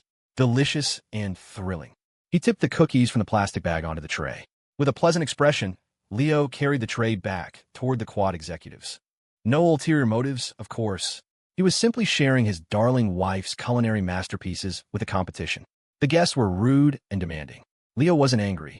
He didn't seek revenge. He chose to repay them with sincerity and kindness. He even generously offered them his precious wife's handmade cookies to sample. As he presented the tray, he added a helpful tip. If you like them, be sure to have a few more. There's a surprise. Of course, this goodwill was met with a contemptuous sneer from the quad executives. A surprise? What kind of pastry haven't we tasted? You think we're looking for a little surprise from this? They do look unique, though. All right, let's try one. As the men each reached for a cookie, Leo had already turned away with the empty tray, casually strolling off. He left without a trace, his great deed hidden from the world. High-level business warfare is often waged through the simplest of means. For example, physically eliminating the competition. Leo placed the empty tray back on the buffet table and glanced around, wondering if the guy he was covering for had returned yet. He didn't see him. Instead, a male supervisor in his 30s hurried over. Seeing Leo, he immediately asked, "Isn't this Lou's section? Where is he?" Leo answered honestly. His stomach was bothering him, so he went to the restroom. "I'm covering for him for a bit." The supervisor was displeased. That kid, leaving his post without reporting to me. Unacceptable. He then looked at Leo, his brow furrowed. "Which team are you on? I don't think I've seen you before." His eyes held a hint of suspicion and vigilance. Tonight's gala was crucial, and there were always unauthorized people or reporters trying to sneak their way in. Leo paused, then decided to invent something. "Team 3. The supervisor stared into his face. "What's the team leader of Team 3's last name?" Leo cautiously ventured. "Smith?" Without giving him time to think, the supervisor fired off another question, his voice sharp and rapid. "What about the assistant leader?" Johnson." "What's the name of that chubby girl on your team?" "B. Betsy." By the end of the rapid-fire questioning, Leo had given up and was just pulling names out of thin air. He was sure he was about to be exposed. He was just about to pull out his invitation to clarify his identity when the supervisor's expression suddenly relaxed. "All correct. All right. Nothing to see here. Get back to work. No slacking off." With a wave of his hand, the supervisor dismissed Leo and bustled off to oversee his other employees, leaving Leo standing there alone, utterly bewildered. A giant question mark floated above his head. What? He just guessed randomly, and he got every single one right. Did he really accumulate that much good karma in his past life? Maybe he should go buy a lottery ticket. Having inexplicably received official certification from the gala's floor supervisor, his role as a guest-starring waiter was practically official. But Leo had no intention of continuing this promising career. He'd gathered intelligence on the quad, and might have even preemptively, physically eliminated a few of their key players. Mission accomplished. The alias of Leo Hammer Wallace, the server, could be honorably retired. He figured that by now, his partner David Chung must have absorbed the first wave of fire from Nexus's Chairman Carlson. It was time for him to head over to the private room. If he waited any longer, it would be improper. First, it was a matter of etiquette for an invited guest. Second, if he didn't show up soon, David would probably kill him for real. Having made up his mind, Leo started to take off the uniform jacket, planning to ask someone for directions to the private room. As he was looking down to unbutton the jacket, he suddenly heard a female voice from nearby. "Hey, young man, Could you bring us 2 glasses of champagne? Leo looked up and replied without thinking, Sorry, I'm off the clock. The words had just left his mouth when he saw 2 beautiful young women walking toward him. Each was dressed in a stunning evening gown, one in a blush white, the other in a vibrant rose red. The woman in the blush white dress had long, dark hair with lightly curled ends, her makeup exquisite and alluring. The one in the rose red dress had a chic, ear-length bob with a few streaks of pink, giving her a bold and audacious air. It was the latter who had called out to him. As Leo raised his head and saw their faces, he froze for a second. They looked vaguely familiar, but for the life of him, he couldn't remember where he'd seen them before. The 2 women, hearing his reply, were equally puzzled. Off the clock, but the gala is just getting started. The Fairmont's work hours are that flexible. Then, they too got a clear look at Leo's face. At first, their eyes lit up. This waiter was incredibly handsome. Then, a flicker of recognition, because his face also seemed familiar. The short-haired woman with the pink streaks stared at him, a memory surfacing. Hey, you're... Leo was also racking his brain, trying to recall if there were any women on his long list of enemies. Probably not. Then the other woman, in the blush white gown, had a sudden realization and blurted out, the South Bank Cafe.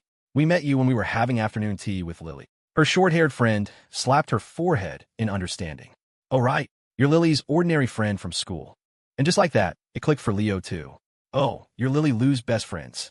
He'd run into them by chance last year at the South Bank Cafe downtown, when he was meeting David Chung for the first time to sell the domain names and negotiate their partnership. They hadn't talked much.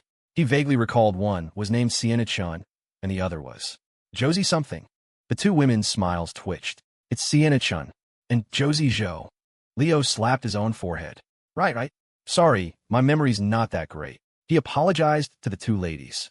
The truth was, he had so many enemies that most of his memory was dedicated to keeping track of them. He didn't really pay much attention to miscellaneous people he barely interacted with. Sienna and Josie didn't seem to mind him getting their names wrong. They were more interested in sizing him up. You're Leo, right? Are you working here? Leo looked down at the waiter's jacket he was still wearing. Oh, you could say that. Just a temporary gig. It was too complicated to explain. But Sienna and Josie exchanged a look, a knowing smile in their eyes. Guys, they always felt a little embarrassed when caught working a menial job, so they'd make up excuses to save face. They remembered this Leo guy boasting about some 7- or 8-figure business deal at the cafe last time. Well, now they knew the truth. If he was really that successful, why would he be reduced to working as a waiter at the Fairmont? Josie crossed her arms and looked at him with a playful grin. Working is working. There's nothing wrong with earning your own money if your family isn't well off. But I remember you have a crush on her Lily, right? You'd better be careful. If Lily sees you like this, you'll have no face left to lose. Her tone was teasing, full of amusement. Leo wasn't bothered by her words, but he did catch another piece of information from her sentence. He paused. Lily Lou is here too. The words had barely left his mouth when the sound of high heels approached from a short distance away, accompanied by a familiar, gentle, and pleasant female voice. Sienna, Josie, who are you talking to? Leo instinctively turned toward the sound. There, walking gracefully toward them, was Lily Lou, dressed in a stunning evening gown of aquamarine adorned with shimmering crystals. Her gaze swept past her 2 friends. The moment she saw who they were talking to, the graded girl of the humanities department froze in shock. Leo. Normally, seeing Leo in a place like this, Lily Lou, who had hoped to keep her presence here a secret from her friends, should have been flustered and panicked. However, the sight of the handsome boy in front of her, dressed in such a bizarre and ridiculous outfit, caused her brain to short-circuit for a full 3 seconds. A giant question mark slowly materialized above her head. Even after knowing the lethal and savage CP, the trouble magnet couple, the reasonable duo, for over half a year and having witnessed their unconventional style and past exploits, Lily Lou would have never, in her wildest dreams, expected to see Leo dressed like this at a Nexus gala. Everyone else was in dapper suits and elegant evening gowns. But this particular handsome boy was wearing a waiter's jacket over a button-down shirt and a t-shirt. On the bottom, he had on a pair of casual jeans. And to top it all off, he was actually wearing a backpack. His fashion sense was at least 20 years ahead of its time. He didn't look like he was attending a gala at all. It would be more believable if he was here for some kind of performance art piece. After finally composing herself, Lily walked over to Leo and couldn't help but ask, "What are you doing here?" Even though he was wearing a waiter's jacket, Lily didn't for a second believe he was here to work as a server. The words had just left her mouth when another thought struck her, and her expression changed. Did you come with Claire? The Nexus Gala was an extremely exclusive event, and an invitation was hard to come by for ordinary people. But for the future heiress of Sterling Holdings, such a trivial matter would be no problem at all. Hearing her question, Leo shook his head. No, I came by myself to meet a friend. He didn't elaborate. Lily paused, then nodded. Oh, I see. Her initial guess had sparked a faint flicker of hope and anticipation within her. But with Leo's denial, that glimmer was extinguished. She was overthinking things. Sterling Holdings, as powerful as it was, operated in a completely different sphere from Nexus. And her hope, her family's hope, could not be placed on the shoulders of Sterling Holdings. Noticing the slight dimming of Lily's expression, Leo asked, "And what are you doing here?" Leo's question brought Lily back to reality. She was momentarily at a loss, opening her mouth but not knowing what to say. Before she could answer, Josie threw an arm around her and said with a grin, "What do you mean? What is she doing here? Unlike you, who's here to work as a waiter, our Lily was, of course, invited as a guest. And what's more, she's here as the date of the young master of East Bay's HUGGED group." Sienna Chun chimed in with a light laugh. "That's right. Not just anyone gets invited to this Nexus Gala. Lily came with the young Mr. Zhu, and we were lucky enough to tag along." As she spoke, Sienna looked around the ballroom at the well-dressed elites from all walks of life, her eyes filled with admiration. Otherwise, we'd never have the chance to see a spectacle like this. Both girls came from well-off families who were in business, but on their own merits, they still didn't qualify to attend this event. Leo ignored the boasting and sighing of Lily's two friends, but the information he gleaned from their words made him raise an eyebrow. He turned to look at Lily, whose expression had tensed slightly. "The young Mr. Zhu, Preston Zhu, you got back together with that pig." Lily was silent for a moment before giving a soft nod. "Yeah." Leo couldn't help but shake his head. "I told you before not to settle for lukewarm leftovers, but you shouldn't go back to eating spoiled food, either." Lily gave a bitter smile. "I know. If I had a choice, I wouldn't want this either." Leo looked up at her. "Are you in some kind of trouble? Why don't you tell me about it? I might be able to help." Lily shook her head gently. "It's just some family business stuff. It's not something you guys can help with. I didn't tell you or Claire because I didn't want you to worry for nothing." Leo smiled. "How do you know if you don't even try telling me? If that pig can help, then I probably can too." The words were spoken casually, almost offhandedly.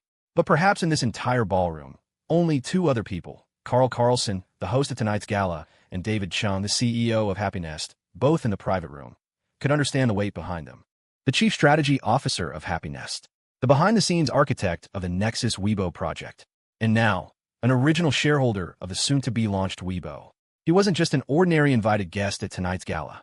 He was half a host. Sienna and Josie, of course, had no idea of the significance of Leo's words. Hearing him, Josie couldn't help but burst out laughing. "You? Help? With what? You're here working as a waiter. Or are you going to use that 7- or 8-figure deal you were talking about at the cafe to help?" The two girls weren't malicious at heart, just a bit spoiled. Josie's words weren't meant to be cruel, but they were certainly teasing. Sienna also laughed and gave Leo a piece of well-meaning advice. "Hey, handsome, you should watch what you say. Don't go around calling him a pig. Preston Zhu is the young master of the HUGGED group. You're just a regular college student, a part-time worker. It won't do you any good to offend him, especially since Preston has connections with the Crestview family now. I'm talking about the Crestview family of East Bay. Have you heard of them?" Her tone was condescending, laced with a faint sense of superiority. Leo paused. "Crestview family? Never heard of them." But for some reason, the name felt familiar. He instinctively began to search his mental list of enemies. Before he could recall anything, a confident voice cut in. "Lily, what are you guys doing over here?" All of them, including Leo, turned to look. There, walking toward them with a radiant and self-satisfied air, was Preston Zhu, the young master of the HUGGED group, whom Leo hadn't seen in over half a year. As he approached, he laughed heartily at Lily. "I've been looking all over for you." While speaking, he reached out to wrap his arm around Lily Lu's waist. However, just as his hand was about to make contact, his gaze inadvertently fell on Leo standing beside her. He froze. Then, his face contorted with a mixture of shock and anger. "What are you doing here?" The last time they'd met was over half a year ago. It was March, during the Humanities Department's spring outing to Spirit Springs Mountain. Preston Zhu had come along with Lily Lu. At the time, Leo's impression of the young master of the HUGGED group wasn't entirely negative. He was a rather generous guy. He had a habit of throwing things around when he got angry. At a highway rest stop, He'd left Leo a big bag of snacks, and at the Urgene Inn, Leo had managed to pick up several $100s in cash that Preston had dropped on the floor. Later, when the flash flood hit, the young master of the Zhu group had revealed his true colors. A coward obsessed with saving his own skin, fighting with women and children for a spot in the cars heading down the mountain. That was when the graded girl of the department saw him for who he really was. One slap, and the relationship was over. After that, there was no news of him. Now, after more than half a year, here in the ballroom of the Fairmont, in the most prosperous part of East Bay, they met again. Leo raised a hand in greeting. Joe. Pig. Preston was taken aback, then flew into a rage. What the hell are you talking about, Pig? My name is Preston Zhu. You asshole. He composed himself and gave Leo a once-over, noticing his out-of-place attire and the waiter's jacket. A mocking sneer spread across his face. Well, if it isn't Leo Wallace. Here to earn some pocket money. What happened? It's only been half a year. Have things gotten that bad for you? Leo was unfazed. He looked at Preston's face and said sincerely, yeah, it's been a while. The slap mark on your face has completely faded. It looked better with a mark. Maybe you should find someone to help you reapply it. Preston's face flushed with shame and anger. You. Then, as if remembering something, a look of arrogant pride replaced his anger. He looked at Leo and said, go ahead, say whatever you want. In the end, Lily is still with me, isn't she? As he spoke, as if to deliberately show off, he reached out and pulled Lily's slender waist tightly against him. Lily's expression tensed. She instinctively tried to pull away, but then, as if a thought crossed her mind, she bit her lip and gave up the struggle, allowing him to hold her. Leo took in the scene. He looked at Lily. You're just going to take that? A shadow passed over Lily's eyes. She took a light breath and forced a smile for Leo. It's fine. I came as his date tonight. Anyway, don't worry about it. Hearing Lily's words, Preston became even more arrogant and smug, casting a disdainful look at Leo. Did you hear that? Lily said it herself. She's my date. You got a girlfriend of your own, so go home and hold your own wife. Stay the hell out of our business. As he spoke, he tightened his grip on Lily. Leo glanced at the pig's trotter wrapped around Lily's waist, then looked back at her.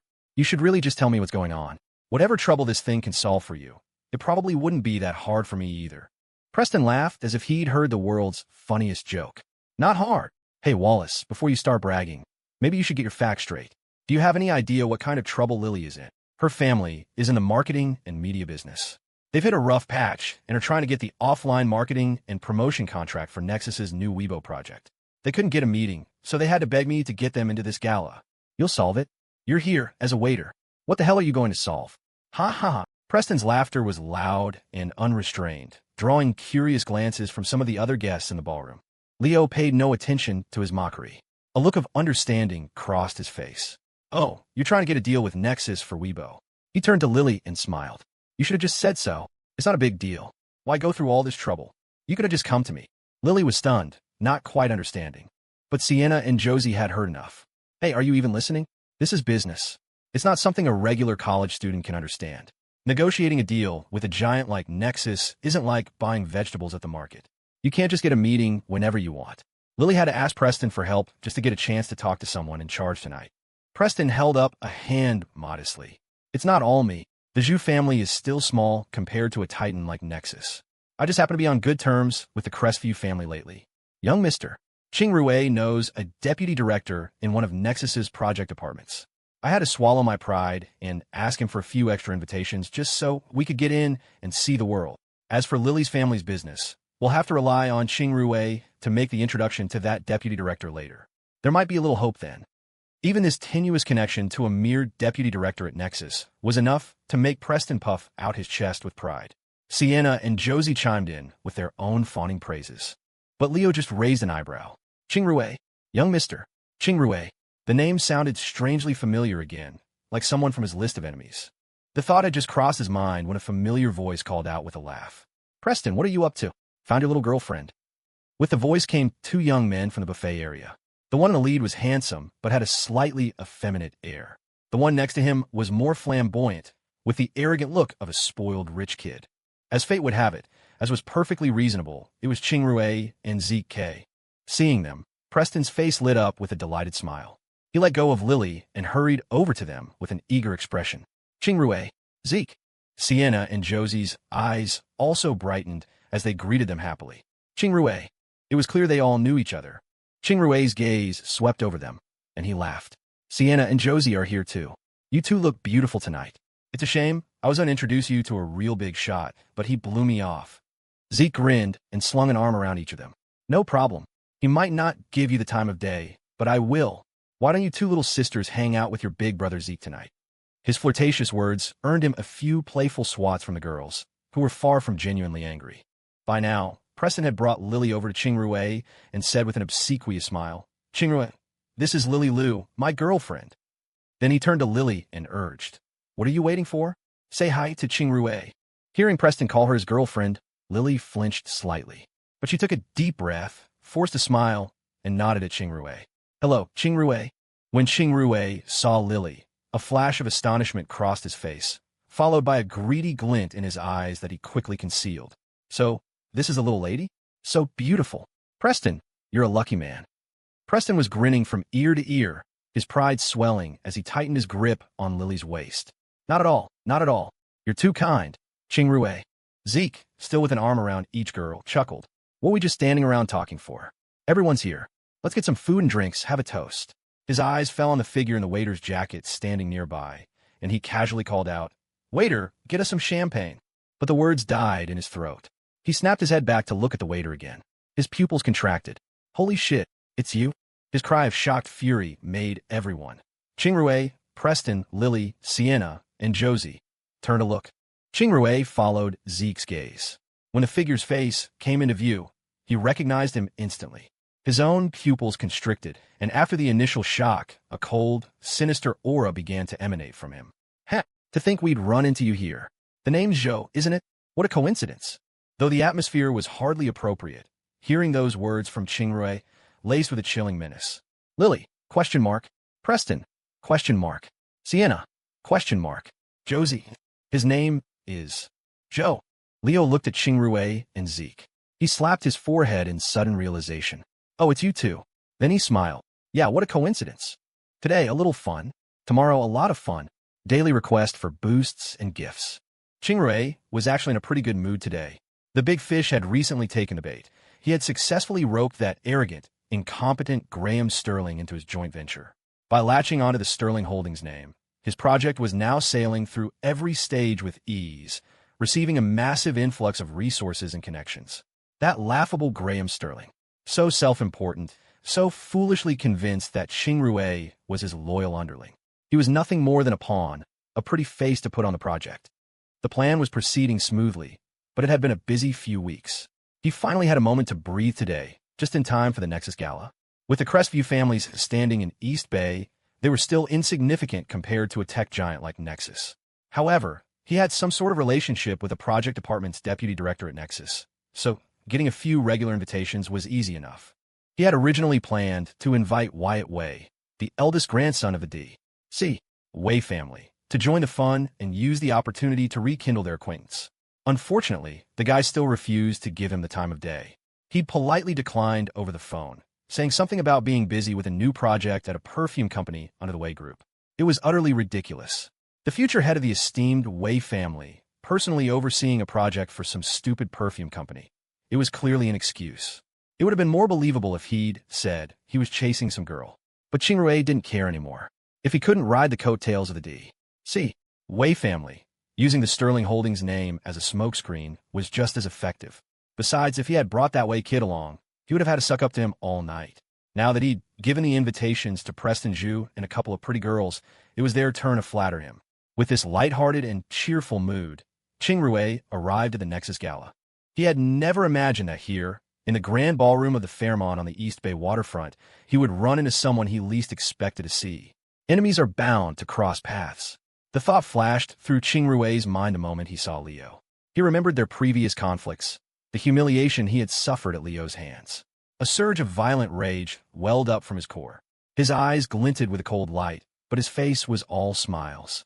Last time we met at the Dynasty Lounge, you managed to get away. I didn't think we'd run into each other again so soon. Leo was slightly surprised. The Dynasty Lounge? Then he recalled the unexpected incident at the KTV. He slapped his forehead again in realization. Oh, so that was you guys? Now it all made sense. No wonder a group of thugs had randomly approached him at the KTV asking for a Mr. Zhou. It all added up. Zeke glared at Leo, his teeth clenched. Damn it, it was you. You pulled some trick and got my guys thrown in the precinct. Qingrui also stared at Leo, his eyes flashing with a cold, sinister light. Once at the Comic Fest, once at the KTV. That makes 2 strikes between us. Leo smiled. What? Are you planning to settle the score tonight? The hot-tempered Zeke rolled up his sleeves, ready for a fight. You bet I am. I'll settle it with you right now. But Qingrui stopped him with a hand on his arm. Easy. This is the Nexus Gala. Don't cause trouble. Though equally furious, Qingrui knew the score. Even with his family's influence in East Bay's business world, they were no match for a tech giant like Nexus. Causing a scene at their gala was a price he couldn't afford to pay. Watching this exchange, the others were baffled. Preston Zhu cautiously asked, Qingrui, you know this Leo guy? Though the timing was off and the mood had taken a strange turn, the question still made the seething Qingrui and Zeke freeze for a moment. Qingrui? Question mark. Zeke? Question mark. Now, Wallace? Zeke was stunned. He's not Mr. Joe. Lily, Preston, Sienna, and Josie. Question mark. Sienna couldn't help but correct him. Zeke, you must be mistaken. His name is Leo Wallace. Josie nodded vigorously beside her. Yeah, Leo and Lily are classmates. At last, it dawned on Qingrui and Zeke. Zeke's gaze toward Leo was now murderous. You son of a, so that was it? His name was fake. No wonder they couldn't find him at the KTV. There was no Mr. Joe. It was all a lie. There was no such person. Qingrui had to take several deep breaths to suppress the humiliation of being deceived. Then a thought occurred to him. He turned to Preston. You know him too? Preston nodded, his own voice laced with gritted teeth. Idol. Not only do I know him, he's a student at Berkeley. He was there when Lily and I went on that spring outing. He then quickly recounted his own run-ins with Leo, embellishing the story to paint Leo as a malicious third party trying to break up his relationship with Lily. Qingrui didn't believe Preston's exaggerated tale, but he got the gist of it. He turned back to Leo and smiled. I didn't realize you were such a white knight. Leo smiled back. It's a living, and you still enjoy getting kicked out of places. The comment made Qingrui's face darken. Zeke couldn't hold back another curse. Watch your damn mouth. Sienna and Josie also came to their defense. Leo, how can you talk like that? Don't go too far. Lily's expression tensed, and she tugged on Leo's arm. Leo, don't cause trouble. They have connections. Though she knew about Leo and Claire's deep relationship and the power of Sterling Holdings in East Bay, Lily wasn't well-versed enough to gauge the difference in clout between Sterling Holdings and the Crestview family. She just instinctively didn't want her friend to make powerful enemies on her behalf. She then turned to Qingrui and forced a smile. Qingrui, Leo didn't mean it that way. Please don't take offense. But seeing this, an idea sparked in Qingrui's mind. His eyes gleamed as he suddenly smiled. You're Lily, right? So considerate. A good girl like you, Preston, you've really lucked out. Preston was nodding with a sycophantic smile when Qingrui's tone abruptly shifted. He said nonchalantly, as it happens, I'm in need of a date for the evening. He turned to Preston and chuckled. Let me borrow your girlfriend, you don't mind, do you, Preston? The words hung in the air. The atmosphere became deathly still. Everyone froze for a moment. Preston, coming back to his senses, could hardly believe his ears. He forced a smile. Qingrui, you must be joking. Ha ha. Lily came with me. I can't just lend her out. Qingrui was also smiling. Who said I was joking? I really do want to borrow her. What? You're not going to let me? Preston met Qingrui's gaze and saw the cold menace in his eyes. A shiver ran down his spine. The smile vanished from his face, and beads of sweat began to form on his forehead. He thought of the woman beside him, the it girl of the humanities department he had finally won back. He thought of her beautiful face, her elegant demeanor, and how much he didn't want to let her go. Then he thought of the power and influence of the Crestview group, of the favors he needed from them, and of Qingrui's reputation for being ruthless and vengeful. His mind raced through a frantic calculation of pros and cons. Finally, gritting his teeth, he made his decision. Preston looked up at Qingrui again, his face now a mask of fawning servility. Borrow her. Of course you can borrow her.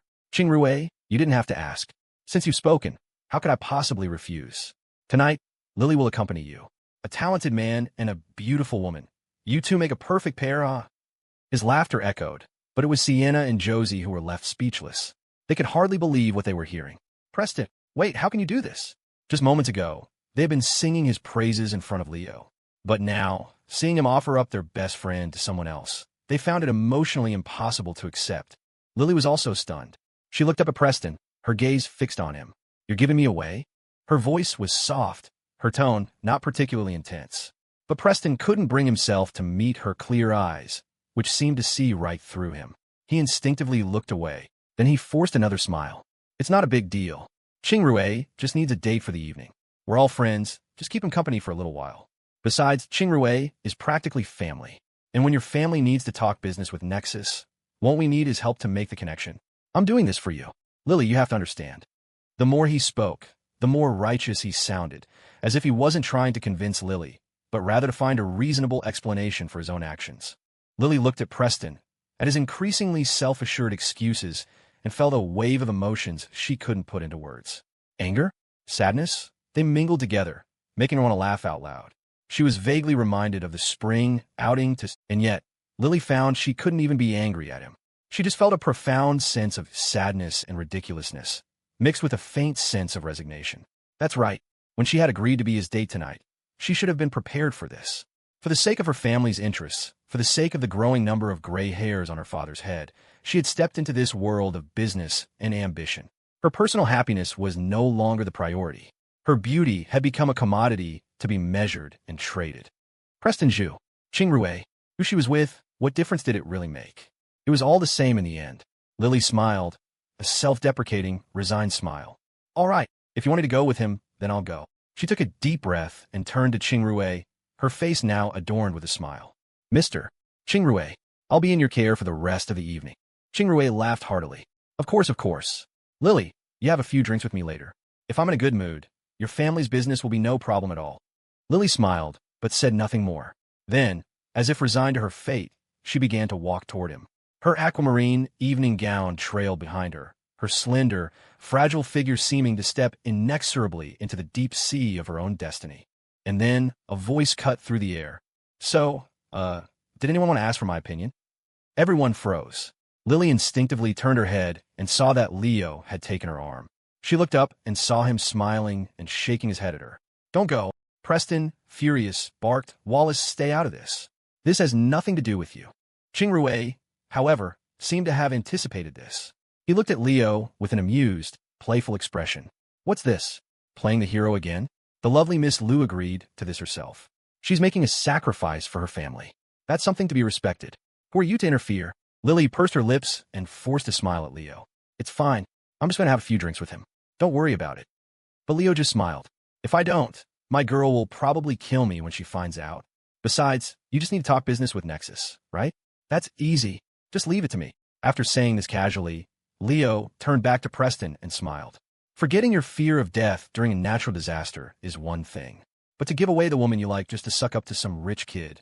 Being a man, have you no shame? Preston was stunned. Then his humiliation turned to rage. "Who the hell do you think you are? What I do is none of your damn business.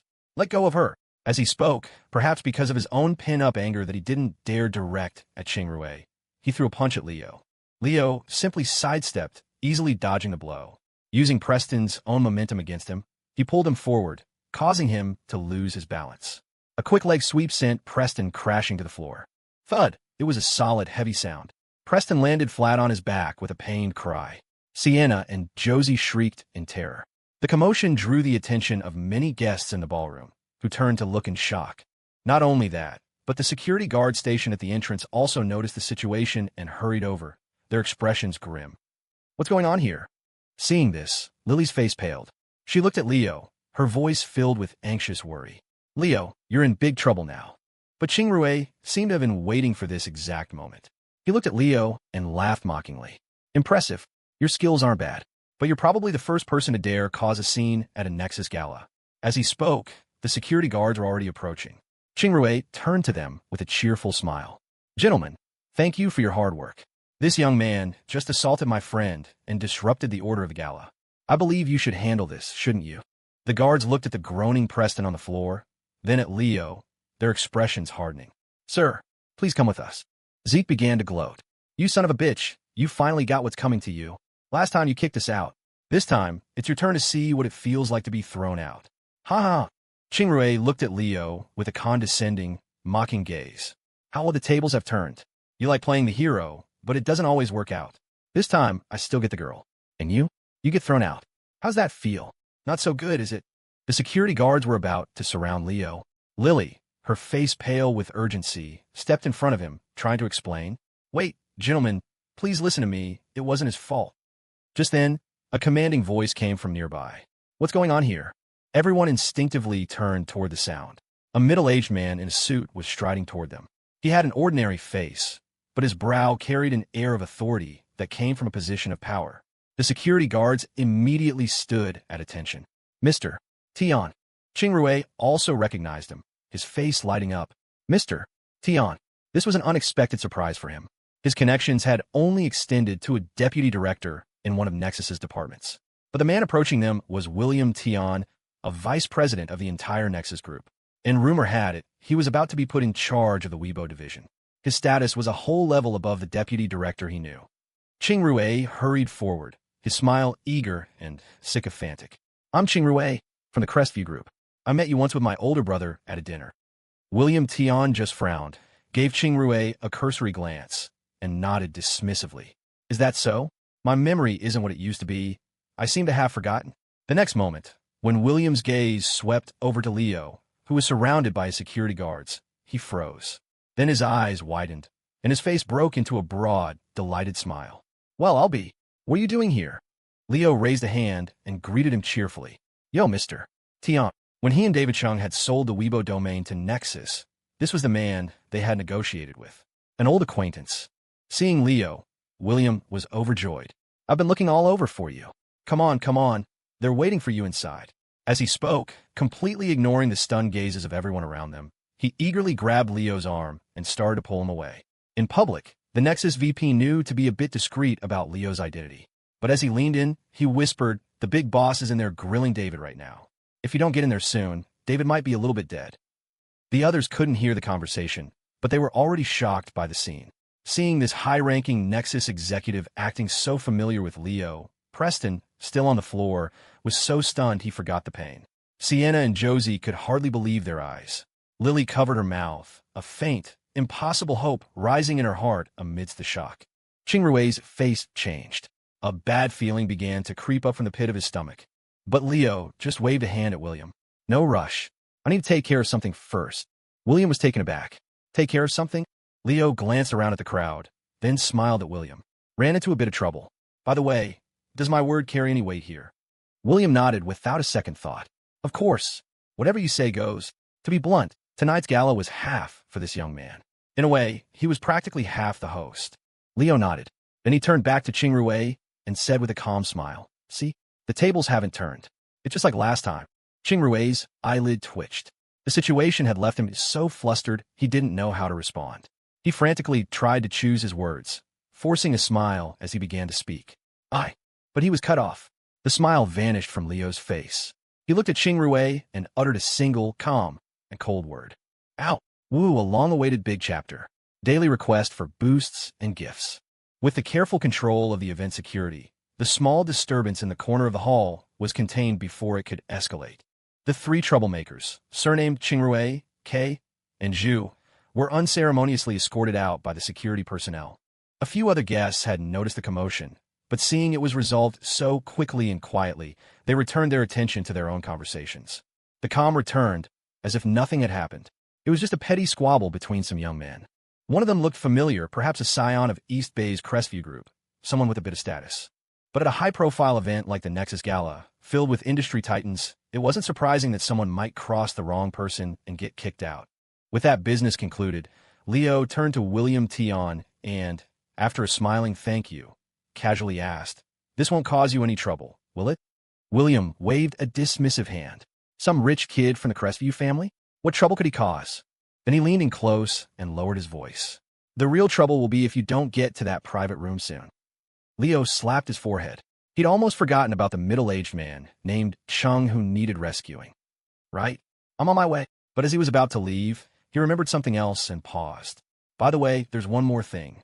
He turned to Lily Liu. "Your family wants to handle the offline operations and promotions for Nexus's Weibo project?" Lily was still reeling from the shocking turn of events, her mind struggling to catch up. Hearing Leo's question, she snapped back to reality and nodded frantically. "Oh yes." Leo nodded, then pointed to William beside him and introduced him to Lily. This is William Tion, Vice President of Nexus Group and the future head of the Weibo project. If you need anything, you can talk to him directly. He then smiled at William. Lily Liu, a friend of mine. Her family is in the marketing and media business. See if you can help her out. Understanding dawned on William's face. The Liu Group, right? I think I remember seeing them in a report. All right, leave it to me. The Nexus VP then turned to Lily, a broad smile on his face, and extended his hand. Miss Liu, a pleasure. If you have any specific business needs, you can discuss them directly with me. His words were casual, not even a formal business promise. But anyone with a modicum of experience would know the incredible weight those words carried, coming from a vice president of Nexus Group. Sienna and Josie, standing nearby, were completely dumbfounded. Gone was their earlier elegance and vivacity. They just stood there, staring blankly. Lily could hardly believe her ears. But as reality set in, she realized with effortless clarity that her family's crisis, and perhaps her own destiny, had just taken a miraculous turn. It was a godsend. She hurried forward and shook the Nexus VP's hand, her voice filled with excitement and disbelief. Thank you, Mr. Tion. Thank you so much. As she spoke, her gaze uncontrollably drifted to Leo. Her eyes were a mixture of complex emotions: shock, confusion, joy, and above all, an inexpressible gratitude. Leo just smiled and waved a hand. All right, you two chat. I gotta go save someone next door. Meet someone. That night, the Nexus Gala was a resounding success. Though there had been a minor incident in the ballroom, it was handled smoothly and didn't detract from the guests' enjoyment. Leo went to the private room. There, he met Nexus's chairman, Carl Carlson, once again. It turned out that his strategy of sending his happiness partner in first to draw fire was a wise one. By the time he entered the room, the atmosphere was already relaxed and harmonious. Chairman Carlson and David Chung were clinking glasses and chatting amicably, accompanied by several other Nexus VPs and board members. When Leo arrived, they all stood up to greet him warmly. Ah, the young Mr. Wallace has arrived. We've been waiting for you. You owe us a drink for being late. The mood was jovial. Leo smiled, raised a glass in apology, and after downing it, took a seat next to David Chung. His partner didn't look as battered as William had described. There was no sign of him being a little bit dead. But as he sat down, though David was all smiles on the surface, he leaned over and hissed through gritted teeth, "You'd better have a reasonable explanation for this. Do you have any idea what I went through for the last half hour?" Leo's expression didn't change. He raised his glass to the Nexus board members across from him with a smile, then moved his lips slightly, offering a nonchalant explanation to his partner. "I was just out there physically eliminating a few competitors and gathered some intel." David Chung, ? Before he could ask, a small notebook was slipped into his hand. He looked down. The contents were explosive. The CEO of Happy Nest gasped, his hand trembling so badly he almost dropped the precious intel. Leo glanced over at him. Reasonable, right? David Chung snapped back to reality, clutching the notebook to his chest as if it were a priceless treasure. All the anger from being interrogated alone in the room vanished without a trace. He nodded vigorously, his heart filled with glee. Reasonable. Extremely reasonable. That night, in the private room of the Fairmont's ballroom, the top brass of Nexus Group, led by Chairman Carl Carlson, had an in-depth discussion with the two founding partners of Happy Nest. Over drinks and laughter, they casually finalized one agreement after another. Each one, when announced in the near future, would send shockwaves through East Bay's business community and the entire national internet industry. As the night deepened, the meeting concluded. The Nexus executives warmly invited their two honored guests upstairs to the exclusive cigar lounge for a second round. Leo politely declined, saying that such socializing was a job for David alone. He bid farewell to the executives and left the private room. As he was passing through the hotel's open-air corridor, he was surprised to see a familiar, slender figure standing quietly in a corner, as if waiting for someone. Leo raised an eyebrow and walked over with a smile. "All done. What are you doing here alone?" Lily Liu heard his voice and looked up, a small smile appearing on her face. "Yes, just finished. You too." Leo waved a hand. "I'm done for the night. They're heading for round 2, but I'm too young for that." Lily nodded softly. Then she looked at Leo, her gaze incredibly serious, as if she was trying to see right through him. After a long moment, she asked out of the blue, the CSO of Happy Nest. From the hotel's open-air corridor, one could see the entire glittering nightscape of the waterfront and the Huangpu River. By now, the guests had all departed. The air on the terrace was quiet, with only a gentle evening breeze stirring, creating a serene and captivating atmosphere. When Lily Lou's voice broke the silence with her question, Leo paused for a moment before smiling and asking in return, "William Tion told you?" Lily gently shook her head. "Mr. Tion didn't say it directly, but he didn't go out his way to hide it either. I'm not stupid. I could guess." As she spoke, the graded girl of the humanities department looked up at Leo again, seeking confirmation. "It's really you?" Leo nodded, no longer denying it. "Yeah, it's still a secret, so don't tell anyone else yet." Lily nodded in understanding. After a moment, she frowned slightly. "I remember the news saying that Happiness CSO was surnamed Joe." Leo nodded, his expression unchanged. "Oh, right, that's the rumor going around." Lily froze, a strange look on her face as a thought occurred to her. "Mr. Joe," the man in question continued without batting an eye. "I sometimes use that alias when I'm out and about." Lily was speechless. Okay, no wonder Qingrue and Zeke had been going on about some guy named Joe earlier. It all made sense now. It was perfectly reasonable. So reasonable, in fact, that it was almost comical. Lily shot Leo a sideways glance. "So, just how many aliases do you have?" Leo replied with righteous indignation. "That's it. Just the one. I, Leo Wallace, am an upstanding person. Why would I need a bunch of aliases?" The corner of Lily's mouth twitched. Does your conscience not hurt when you say things like that? Though she was joking, Lily couldn't help but take a deep breath. Hearing him admit it so casually was one thing, but the sheer weight of the information was still so staggering that it took all her effort to remain composed. Her heart was still pounding. The company that had burst onto the scene in March like a dark horse, sweeping through the entire domestic internet industry. The company that, in just 6 months, had reached the pinnacle of the industry with unstoppable momentum. The company that countless media outlets and financial journals were scrambling to report on, causing a stir throughout the business communities of East Bay and the entire southern province. The co-founder of Happy Nest, the chief strategy officer, the mysterious CSO known to the outside world as one of the twin stars, the one who operated in the shadows. And now, here he was, standing before her on the open-air corridor of the Fairmont, so real and so alive. The neon lights of the distant waterfront reflected in the evening breeze, illuminating the handsome, carefree figure of the young man before her. It created a strange, disorienting feeling, as if time itself was warped. When they first met last year, she had been drawn to him.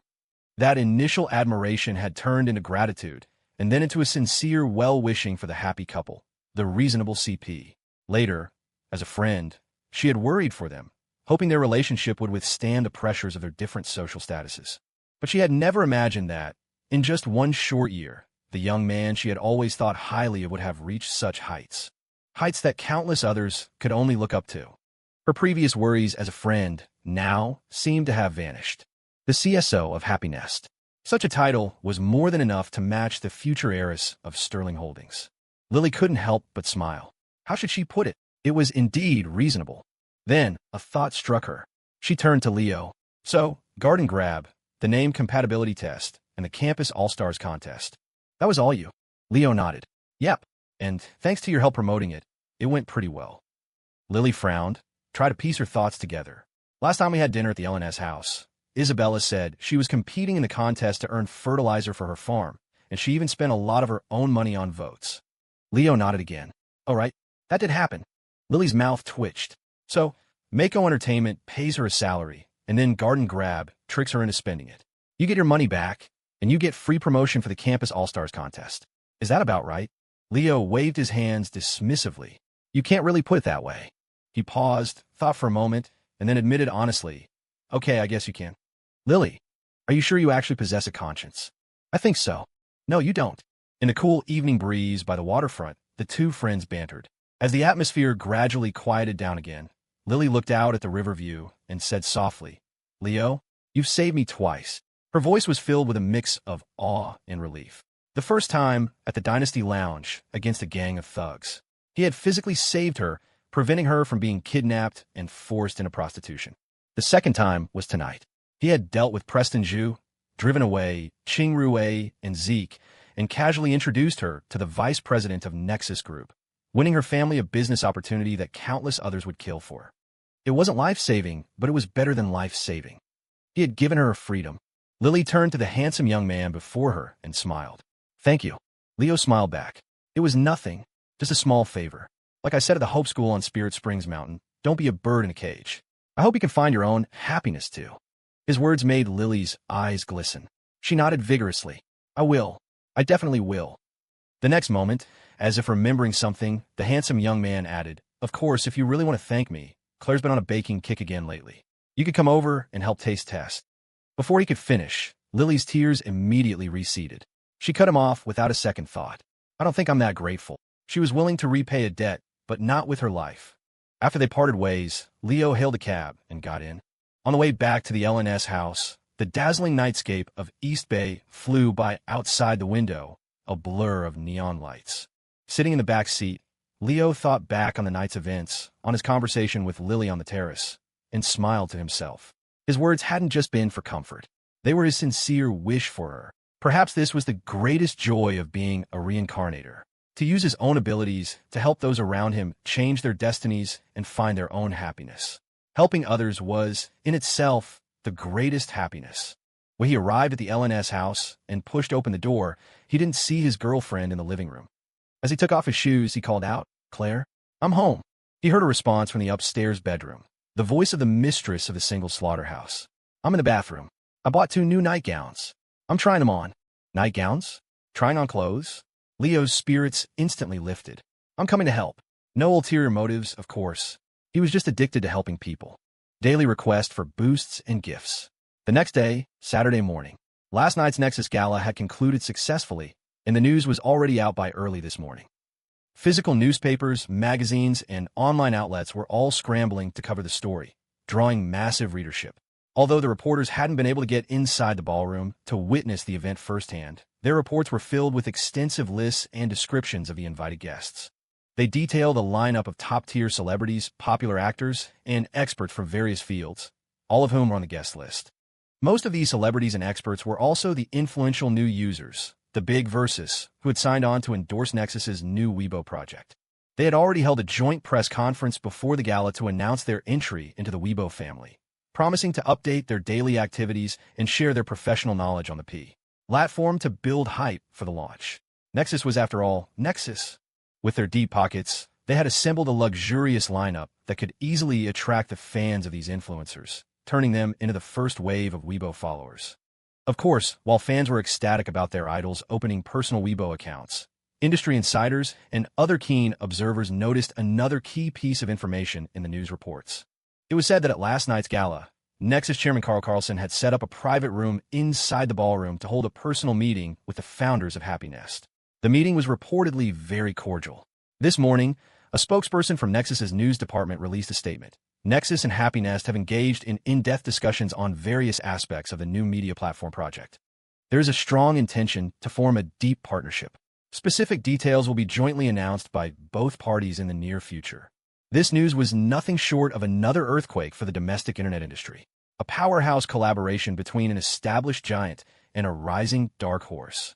If Nexus and Happy Nest joined forces, it would create a massive shift and impact on the entire domestic internet landscape for years to come. The first to feel the impact were their competitors. When the Quad got the news, they immediately panicked. The board of directors and senior executives at their headquarters were so furious, they nearly slammed their fists on the conference table and started cursing. "What the hell are those idiots in the East Bay division doing? We sent them to the Nexus Gala to form an alliance with Weibo and suppress Happy Nest. And they couldn't even get into Carl Carlson's private room. Instead, we're the ones getting suppressed now. What were those morons doing at the gala last night? Just stuffing their faces with free food and drinks." A flurry of phone calls and internal faxes were sent to the East Bay division, excoriating the senior managers who had attended. Those managers were both crestfallen and utterly aggrieved. "We weren't just eating and drinking. We only had 2 glasses of champagne and a few pastries and cookies. We were even strategizing on how to team up with Nexus to take down Happy Nest. But there was something wrong with those cookies. They were poisoned. The first few cookies had been crispy and fragrant, but then things took a turn. After a few more, they were all struck with severe stomach cramps, and the rest of the night was spent in the restroom. Not only did they miss most of the gala, but they also, coincidentally and reasonably, missed the small commotion that had taken place. And they missed their chance to encounter the mysterious CSO of Happy Nest, the man they wanted to eliminate more than anyone. The same news also reached Ching Rue. He flipped through the magazines and newspapers covering last night's gala, but he paid no attention to the content. All he could think about was the humiliating scene in the ballroom, which felt like a fresh, stinging slap across his face. Qing Rui slammed the magazine to the floor, his face contorting into a snarl. Damn it, this isn't over. Qing Rui, will remember this. To be humiliated so badly once was enough to fuel a grudge. He never thought it would happen to him twice, and by the same person. As he replayed the scene in his mind, along with the shame and anger, a faint sense of fear and apprehension crept in. He couldn't figure out how a seemingly ordinary college student could have such connections and power that even a vice president of Nexus would defer to him. This was the Nexus Gala, one of the most high-profile events in East Bay's business world. How could that guy, with just a single sentence, act as if he was in charge and have him thrown out? The more he thought about it, the more uneasy and frustrated he became. Zeke, who was silently smoking beside him, suddenly thought of something, and his face changed. Mr. Joe, I heard that last night. The Nexus chairman personally invited the founders of Happinest to his private room. And that mysterious, low-key CSO of Happinest is also surnamed Zhou. Could it be? Qing Rui, already at his breaking point, snapped, Could it be my ass? Are you stupid? His name isn't Zhou. It's Leo Wallace. There's no Mr. Zhou. It was just his alias. Zeke recoiled from the verbal assault, looking dejected. After a moment, he muttered, So who the hell is this guy? Qing Rui was stumped, his face darkening. It's hard to say. Maybe he just has some personal connection with that William Tion. It could have just been a lucky break. Otherwise, how could a guy like that have any real background or power? Over the years, Qing Rui had seen his fair share of powerful figures in both government and business. He had even had the chance to witness some of the top titans when he was with his older brother. Every single one of them had an extraordinary air, a presence of authority that was palpable yet restrained. But that Wallace kid? One minute he's in an Aragorn cosplay. The next he's wearing a waiter's jacket with a backpack. A guy like that was supposed to be some big shot? What a joke. Qing Rui's eyes were his ruler. He could see right through that kind of trash. Taking a deep breath, he temporarily suppressed his anger from last night. We'll settle the score with that kid later. Let's find another opportunity. Then he turned to Zeke. How's the contract coming along? Zeke's spirits lifted, and he grinned. Don't worry. That idiot Graham Sterling has already signed. The fool still thinks he's the one getting the better end of the deal. A cold smile spread across Qing Rui's face. Good. Once he signed that contract, he's on our ship for good. From now on, it's not up to him whether he gets off or not. It was the same morning, at 10:30, with the sun high in the sky. The master and mistress of the single slaughterhouse finally awoke from the friendship vibrating bed, stretching and yawning contentedly. Last night, after returning home from the Nexus Gala, Leo had walked in to find his girlfriend trying on new nightgowns in the upstairs bathroom. The ever-helpful Leo Hammer Wallace had decisively offered his assistance. One thing led to another. Assistance turned into mutual assistance. They moved from the bathroom to the bedroom, and while the nightgowns were never properly evaluated, they did manage to retest the 5th, 6th, and 7th settings of the friendship bed, which, as always, proved to be reliable and effective. It was Saturday, and they had nothing planned. After breakfast, the couple cleaned up the kitchen and then collapsed comfortably onto the living room sofa, one at each end. The mistress of the single slaughterhouse propped her back against a cushion, her long, fair legs peeking out from under her nightgown, expertly resting on her boyfriend's lap as she casually flipped through a stack of project files from Sterling Holdings. The master of the house scrolled through his phone with one hand, while the other was busy expertly gripping his girlfriend's perfect foot, massaging the sole as if he were polishing a fine jade stone. The parrot, reasonable, also having just finished his meal, fluttered by and landed on the coffee table. He happened to step on the camera shutter, snapping a commemorative photo of his master and mistress's daily life. The family of 3 was now in a state of perfect, harmonious routine. Claire Sterling blissfully enjoyed her boyfriend's massage services. Leo the technician's skills were improving day by day, and it was indeed quite enjoyable. And it wasn't just enjoyable for the one being massaged. The technician himself was also having a good time. It was a mutually beneficial, win-win situation. After looking through the Sterling Holdings project reports for a while, Claire also picked up her phone to browse the internet. She let out a small hum as she came across a piece of news. Leo looked up curiously. What's up? Claire held up her phone, showing the screen to her boyfriend. There's news about the Nexus Gala from yesterday. It's making quite a splash. Leo feigned surprise and shuffled closer to her. Oh yeah? Let me see. The online news article reported on the grand scale and luxurious guest list of last night's gala. It even included a few photos of the ballroom before the event began. Rows of buffet tables were laden with an endless variety of food and desserts. Chef Sue, who had recently become obsessed with pastry making, was particularly interested in the dessert tables in the photos. The pastry chefs at the Fairmont are all Michelin-certified masters. I wonder how their creations taste. Leo commented without batting an eye, definitely not as good as yours. He was, of course, referring to the lethality. Last night, one bag of Chef Sue's homemade cookies had taken out 3 guests. The record spoke for itself. This even gave Leo an idea. Bertha Sue's homemade cookies were dangerous when consumed by himself or his friends. But as his high school civics textbook had taught him, everything has 2 sides. If he thought about it from a different angle, these cookies could be used as a weapon to deal with troublesome opponents. They were incredibly effective, a guaranteed knockout every time. I should have my wife make some more later, he thought to himself. Not for sustenance, but purely for self-defense. Besides the lavish decorations of the ballroom, the news report also contained some substantial information. A well-connected reporter had dug up some gossip. The main purpose of last night's gala was for Chairman Carl Carlson to hold a private meeting with the founders of Happiness to discuss a partnership. Happiness CEO David Chung had made an appearance last night and was photographed by reporters waiting outside the ballroom. The mysterious, low-key CSO of Happiness was also said to have been there, but unfortunately, he had once again managed to avoid being seen, much to the disappointment of the media. Nexus Weibo and Happiness are going to partner up. Claire raised an eyebrow, a thoughtful expression on her face. Since her rebirth, as time went on, she felt that more and more things were deviating from the course she remembered from her previous life. Perhaps it was a coincidence, or perhaps it was the butterfly effect. Her arrival as a reincarnator was like the flap of a butterfly's wings, causing many things to change. But she had a nagging feeling that something else was at play. Could her rebirth alone really have such a huge impact? Could it have mysteriously created the CSO of Happiness, a figure she had never even heard of in her past life? It all felt a bit strange and unreasonable. What are you thinking about? Leo asked, seeing his girlfriend lost in thought. Claire snapped out of it and waved a hand dismissively. Nothing. It's grown-up stuff. You wouldn't understand. Then she stretched her legs back into his lap. Keep massaging. To borrow a line from A Bite of China. After a busy morning, Chef Lin was ready to enjoy a delicious meal to reward himself. So he picked up his girlfriend's jade feet. Oh wait, wrong script. He put down his girlfriend's perfect feet, went to the kitchen, and transformed from Leo, the masseur, to Chef Lin. After a flurry of activity, he produced 3 dishes and a soup, the fragrant aroma filling the dining room. The couple enjoyed a lovely lunch. In the afternoon, Leo had to go into the city. At the gala last night, in Carl Carlson's private room, Happiness and Nexus Weibo had reached several agreements, but they were still preliminary. They needed time to be finalized and implemented. As the CSO of Happiness, he had to go to the company headquarters to discuss the partnership plans with David Chung. At 2 in the afternoon, Leo arrived at the Happiness headquarters, the small building on Wanning Road. Even on a weekend, many employees were still hard at work.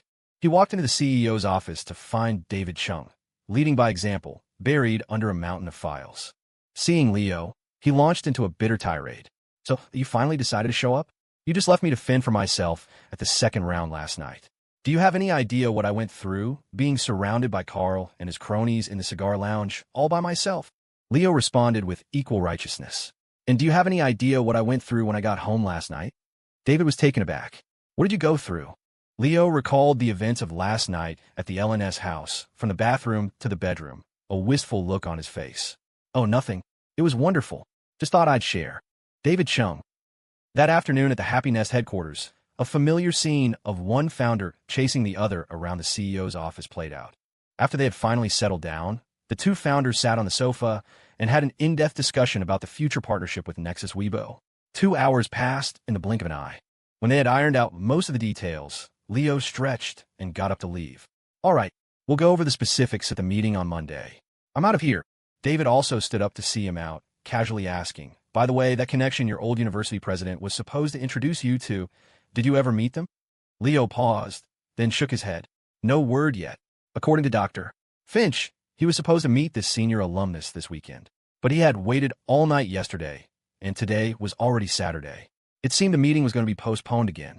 Just then, Leo's phone buzzed with a text message. He took it out and saw it was from an unknown number. He opened the message. The text was concise. My sincerest apologies for the delay. Tomorrow at 2 p.m., Please meet me at the following address. He scrolled down. When he saw the address at the bottom of the message, his eyelid twitched, and he couldn't help but suck in a sharp breath. Well, I'll be damned.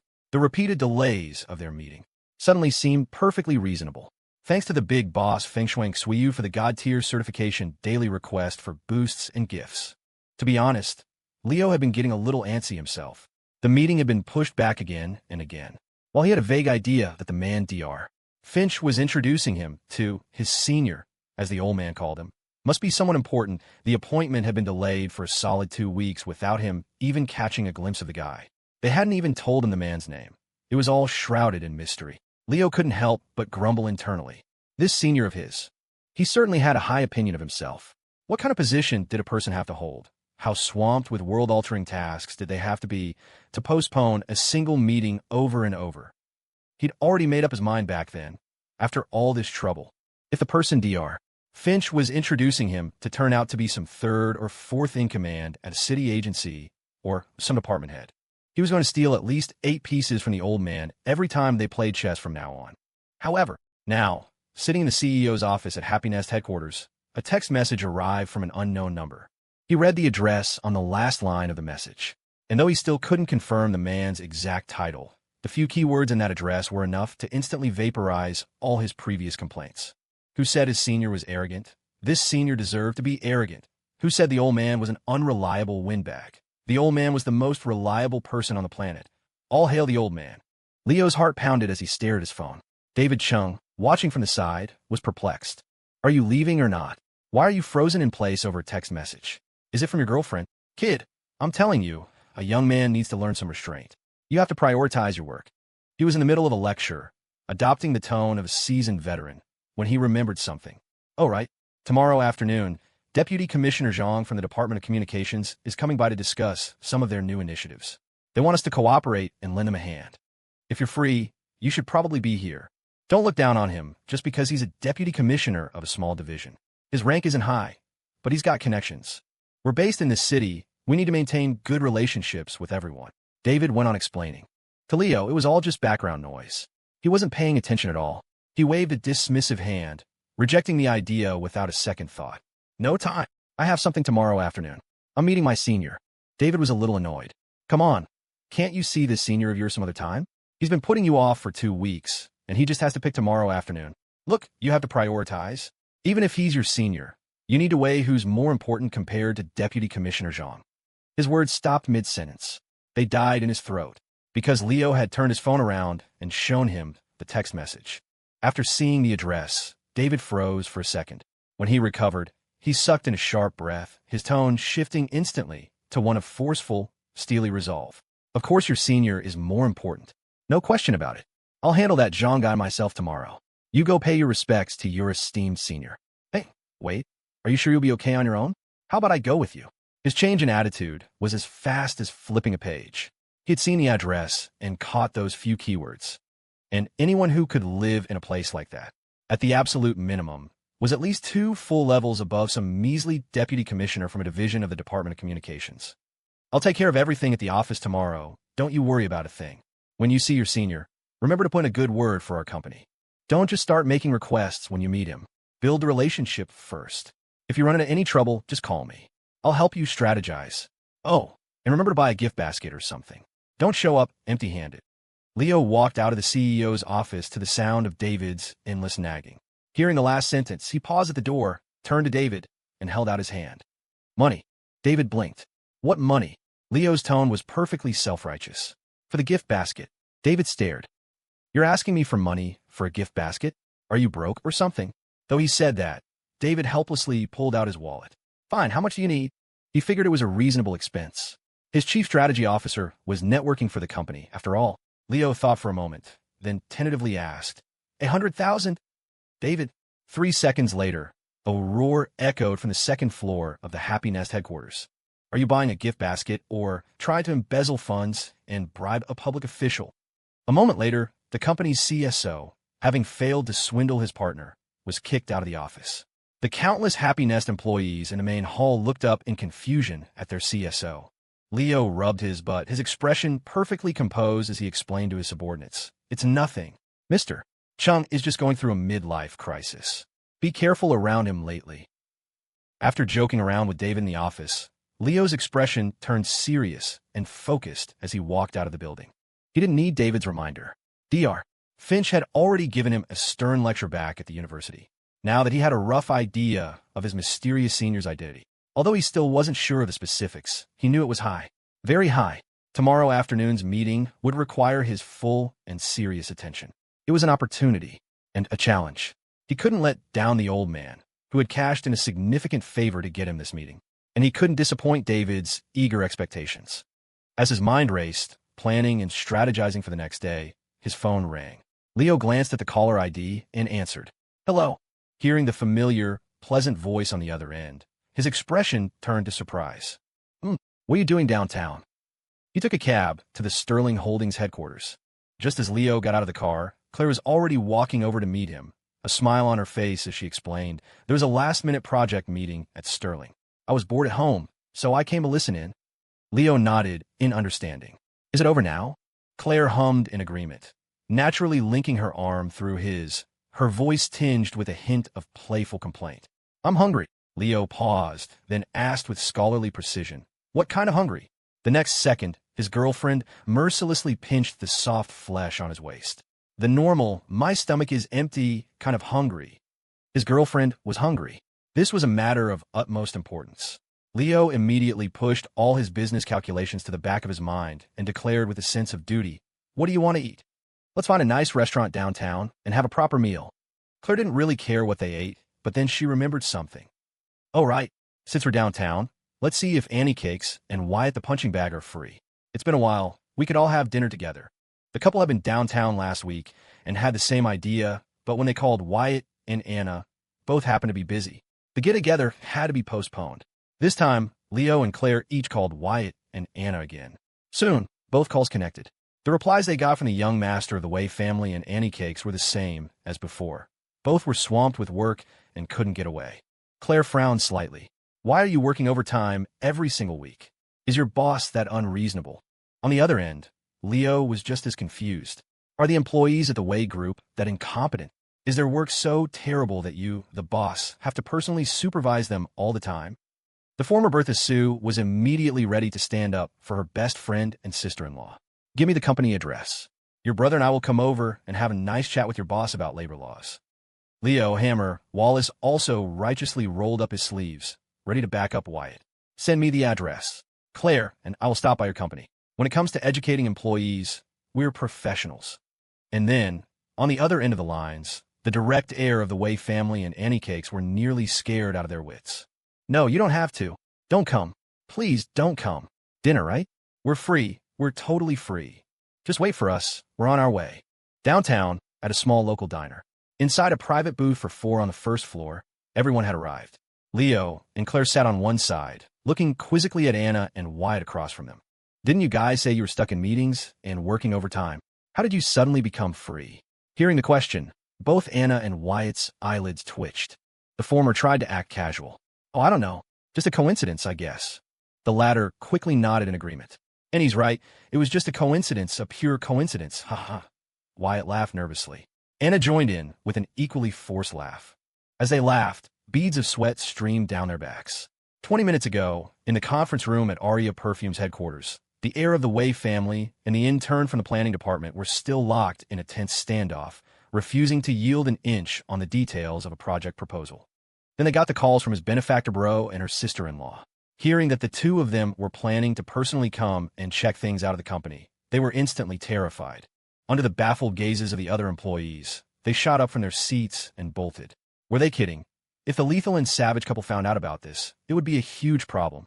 Hearing their explanation, Leo and Claire exchanged a glance, still a bit confused. "And you just happened to arrive at the same time." The two of them had just gotten to the diner themselves. While they were at the front desk booking a booth, they heard a commotion at the door. They turned to see his sister and his best friend arriving one after the other, drenched in sweat. Could it really be such a coincidence? Hearing this, Wyatt and Anna almost broke into another sweat, nodding frantically. Yes, that was a coincidence too. I mean, the downtown area isn't that big. It only takes 15 or 20 minutes to get here by cab from anywhere. It's perfectly reasonable. As they desperately spouted excuses, they exchanged furtive glances. I thought we agreed to take separate cabs and arrive at different times. Why did you show up with me? It wasn't my fault. It really was just a coincidence. Was it really such a coincidence? A coincidence or fate? They instinctively looked at each other, then shuddered and shook their heads vigorously. No, what fate? It's just a coincidence. The food hadn't arrived yet, so to mask their guilt, the Heir of the Way family and Annie Cakes lowered their heads and started chugging tea. Leo watched them, then suddenly seemed to realize something. Hey, don't tell me you two. Wyatt and Anna's faces changed instantly. Oh no, were we found out? Their hearts clenched. The next moment, they heard Leo's enlightened conclusion. Don't tell me you two ran all the way here. Why else would you be sweating so much and drinking so much water, huh? Handsome boy's joke. JPG. Wyatt and Anna stared blankly for a second, then let out a collective sigh of relief. Right. We were a little thirsty. As expected of you, bro. Your insight is as sharp as ever. Haha. Thank God. As expected of that man. The dense nerves of a clueless guy were still working overtime. Only Claire, sitting beside him, looked at her best friend/sister-in-law and her best friend with a thoughtful expression. Then she smiled faintly and spoke up. All right, let's have the waiter bring the food. Once the dishes were on the table, the atmosphere became relaxed again as the four of them began to eat. They chatted casually while eating, though they nearly ran into trouble again. For example, Claire asked her best friend/sister-in-law with concern, seriously though, why does your company have you working overtime every day?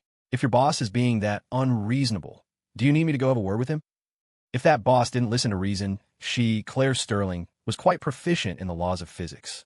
The words had barely left her mouth when the chopsticks in Wyatt's hand, sitting opposite her, nearly slipped and fell to the floor. Anna, who had just put a piece of braised pork in her mouth, almost choked on it. She coughed until her face turned beet red. After taking a sip of water and finally catching her breath, she waved her hands frantically. No need. My boss is great, really great. Her words were tinged with a slight hint of guilt. Meanwhile, Leo was curiously asking Wyatt, didn't you say you don't get too involved in your family's business? Why have you been so busy lately? Is it really like you said last time, that your employees are incompetent and causing you headaches? Hearing this, Wyatt froze. Beside him, Anna's eyebrows shot up. She was about to turn and say to Claire, sister-in-law, I think it might not be a bad idea for you to have a chat with our boss after all. Wyatt nearly had a heart attack. No. Bro, you must have misheard me. What I said last time was that our company's employees are incredibly diligent, hardworking, smart, and excellent in every way. As their boss, I feel like I hit the jackpot finding them. He frantically tried to correct the record. This seemed to satisfy a certain Annie Cakes next to him, who nodded and took a sip of her tea. The relieved Heir of the Way family also felt his mouth was dry. He quickly grabbed his teacup to wet his throat and calm his nerves. But Leo was confused. If your employees are so competent, why are you still working overtime every day? It didn't make sense. Look at him, the great Leo Hammer. He was a completely hands-off boss at Mako Entertainment. With reliable and capable employees like Isabella Clueless and Yvonne Gibberish Moreau, he just let them get on with it. Unless, as if struck by inspiration, Leo looked at Wyatt, who was sipping his tea. Don't tell me you've got your eye on one of your employees. You've fallen for her, haven't you? It was just a casual, teasing joke. But the moment the words left his mouth, Wyatt and Anna, who were both drinking tea, sprayed a mouthful out at the exact same time. One from the left, one from the right. A perfect bullseye, right in a certain handsome boy's face. Leo, ? A flurry of chaos erupted in the private booth. Only after the tea had sprayed all over Leo's face did the two culprits snap back to reality. They frantically grabbed napkins and from both sides hastily started wiping him down, all while apologizing profusely. Bro, are you okay? Sorry, so sorry, I choked on my tea. Claire, watching from the side, nearly doubled over with laughter. Finding the scene utterly hilarious, she took out her phone and enthusiastically snapped a picture of her boyfriend flanked by his sister and best friend. Click! The moment was frozen in the frame. Full of joy. Reasonable coincidence. JPG. After his face was finally clean, Wyatt and Anna were still apologizing profusely. Leo wiped his face and waved his hand magnanimously. It's fine. Next life. Next time, just be more careful. He, the great Leo Hammer, wasn't one to hold petty grudges. Claire, hand me my little gratitude journal. He took the small notebook and casually jotted down a few notes. Effective today, Annie Cakes is hereby appointed as the chief taste tester for Chef Sue's pastries. Wyatt's salary and bonuses will be halved for the next year. Oh, right, the kid doesn't even draw a salary. Let's amend that. The salary and bonuses Wyatt provides to Mako Entertainment will be increased by 30% for the next year. Leo Hammer, who never holds a grudge, times. You've offended the abbot, and you think you can just walk away? Square root. After the minor incident, the four of them resumed eating and chatting. When Leo mentioned the block-headed figure project he was working on, Anna's interest was piqued, and she urged her brother to show her. As it happened, Leo had a few in his backpack. He took them out and handed one each to Anna and Wyatt, telling them they could try their hand at DYNG custom design on the blank base model figures when they had time. Anna held the figure, examining it with fresh curiosity, clearly captivated. Hey, this is actually really cute. The chibi style is way more interesting than those figures that try to be super realistic and detailed. Leo the pig, how did your brain get so clever all of a sudden? So a pig's brain really can have a moment of genius. Leo just smiled serenely. It was just his sister. He wasn't going to take her little jabs to heart. He picked up his little notebook and added another entry. Anna, chief taste tester for Chef Sue's pastries, and chief test passenger for driver Sue's electric scooter. The topic of conversation shifted again. Leo and Wyatt discussed the development progress of the Heavenly Tactics project at Mako Entertainment. Wyatt had been dedicating most of his energy to his own company's project lately, but he hadn't let the work at Mako slide.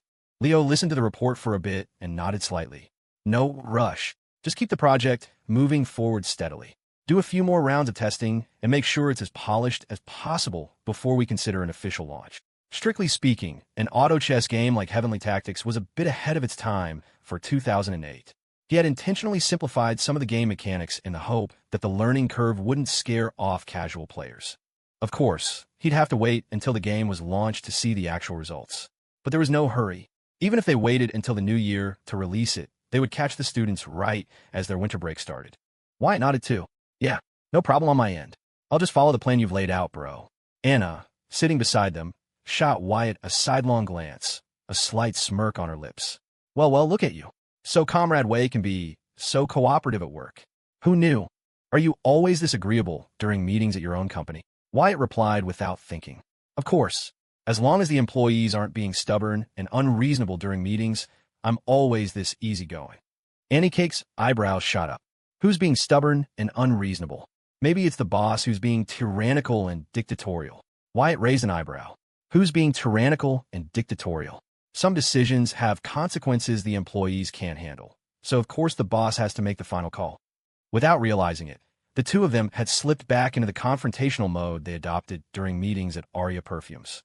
The next second, they snapped back to their senses. They turned their heads. The lethal and savage couple were staring at them curiously. What are you two muttering about? Leo asked. It sounds like you're her boss and she's your employee. Wyatt and Anna. They both jumped, breaking into a cold sweat as they hurriedly spoke. No, that's not it. You're mistaken. How could we possibly have a boss-employee relationship? What kind of coincidence would that be? Haha. Wyatt, you're such an outstanding boss. If you ever had a conflict with an employee, it would definitely be the employee's fault. Not at all. Annie, you're such a brilliant employee. Any boss who didn't appreciate you would have to be an idiot. After a rapid-fire triple denial, they launched into a flurry of mutual flattery. Once their throats were dry from all the compliments, they guiltily lowered their heads and started chugging tea again. Leo looked at the two of them and cautiously scooted a little farther away. Fool me once, shame on you. He wasn't about to get a face full of tea again. After a lively and bizarre dinner, it was already 7 in the evening when they paid the bill and left the restaurant. Wyatt and Anna hailed a cab by the roadside and waved goodbye to Leo and Claire. Sister-in-law, Leo the pig, I'm heading out. I have to go back to the office and finish up some work. Yeah, I need to get back to the company too. See you later, bro. Leo and Claire nodded. Then they looked quizzically at Wyatt and Anna, who were about to get into the same taxi. You're both going back to your respective companies, so why are you taking the same car? Are you heading in the same direction? Snapping back to reality, Anna swiftly kicked Wyatt out of the back seat. No, how could we be going the same way? Ha. Wyatt, what are you doing trying to steal my cab? Get another one. Wyatt tumbled out of the car in a disheveled heap. Oh, all right, my mistake, huh? Getting old. Brain's not working right, my apologies. Hey, driver, over here. He scrambled toward another taxi pulling up behind them, his retreating back looking like he was fleeing for his life. Watching the two taxis drive away, Claire raised an eyebrow. Those two, why were they both acting so weird today? Leo nodded in agreement, muttering a bunch of gibberish. You think they caught it from Yvonne? The couple exchanged a look and shrugged. Whatever, let's go home. Another taxi pulled up nearby. The lethal and savage couple hailed it. After getting in and giving the driver their address, the taxi slowly started moving, heading towards the LNS house. Leo, yeah, what's the plan for tonight? Oh, I'll probably write up some notes and prepare. I have to meet someone tomorrow afternoon. Oh, why? Do you have something planned? No, I'm just a little hungry. Huh, you didn't eat enough just now. Silly. This time, I'm not talking about my stomach being hungry. She whispered the last sentence into his ear. Leo's spirit was instantly revived. He shot up straight in his seat. Driver, step on it. It's urgent. The next day, Sunday morning, Claire was still sound asleep in the master bedroom. Leo had already crept out of bed, washed up in the bathroom, and made his way downstairs to the study. He opened his laptop and created a new document. After a moment of thought, he began to type. He had to meet his mysterious senior in the afternoon. It was best to be prepared. It wasn't that he'd wasted time last night because he had to accompany his girlfriend. Quite the opposite. Last night, Leo Hammer had been in top form, more than capable of satisfying a certain Bertha Sue. It had been a piece of cake. But later, as he tried to come up with a draft of what to say during his meeting, he couldn't seem to find a satisfying angle. He'd thought of several approaches last night, but had dismissed them all. Now, sitting in front of his computer screen in the early morning, Leo thought it over again. He recalled the words Dr. Finch had spoken to him while they were playing chess in the university pavilion. It's in a businessman's nature to chase profit, but don't let that be your only focus. Don't think about what you can get from your senior. First, think about what you and happiness can do for the city, for the public, for society. At the time, it had sounded like a lecture full of grand principles. Thinking about it now, it seemed like the most direct piece of advice he could have received. Leo let out a soft breath. Inspiration struck, and he began to type rapidly on his laptop keyboard. Once he had a clear direction, the work was easy. In about half an hour, he had finished organizing a draft. It wasn't that he planned to read from a script during the meeting. It was for himself, to clarify his thoughts and prepare his talking points. After finishing his work, Leo came out of the study and glanced at the living room clock. It was only 7:30. The chubby parrot was still sprawled out in its cage, snoring without a care in the world. He figured his girlfriend would sleep a little longer. Lately, on weekends at the LNS house, the lady of the house had taken on the duty of making breakfast and frying eggs. Today, Chef Sue could have a day off. The master of the house was back on duty. He worked skillfully in the kitchen, and soon the aroma of cooking filled the air. The sound of footsteps came from the stairs, growing closer. The sliding door to the kitchen opened. The lady of the house, her hair a fluffy, slightly messy halo from sleep, appeared with a dazed expression, drawn in by the smell. Like a well-practiced koala, she wrapped her arms around her boyfriend from behind. She rested her head comfortably on his shoulder and mumbled, "You're up so early?" Leo smiled. "Yeah, had a little work to do, just finished. I made you breakfast while I was at it. Chef Sue gets the day off today." Claire peeked her head out from behind him, glancing at the fried eggs in the pan on the stove. "Not bad," she commented. "You're about 30% as good as me." Leo humbly accepted the critique, nodding repeatedly. Yes, I still have a long way to go to catch up to Chef Sue. I'll keep working at it. Just a bit of emotional intelligence to appease my girlfriend. If it was really only 30% as good as Chef Sue's cooking, eating it would be fatal." Leo turned his head to look at Claire, saw her messy hair, and smiled as he tucked a few loose strands behind her ear. "Did you wash up? You're going to turn into a slob." Claire casually brushed her hair back, her tone self-righteous. "I am not. I just haven't brushed my hair yet. I've already brushed my teeth and washed my face." She tilted her head up, bringing her mouth close to his, and blew a little puff of air. "Smell. It's fresh." Leo leaned in and sniffed, indeed catching the clean scent of toothpaste. He was about to nod when Claire launched a surprise attack, leaning in and planting a kiss on his lips. The successful sneak attacker beamed at her boyfriend. A reward for Chef Leo. A good morning kiss. Leo touched his lips, a lingering feeling there. Deal. From now on, this is the standard reward for cooking.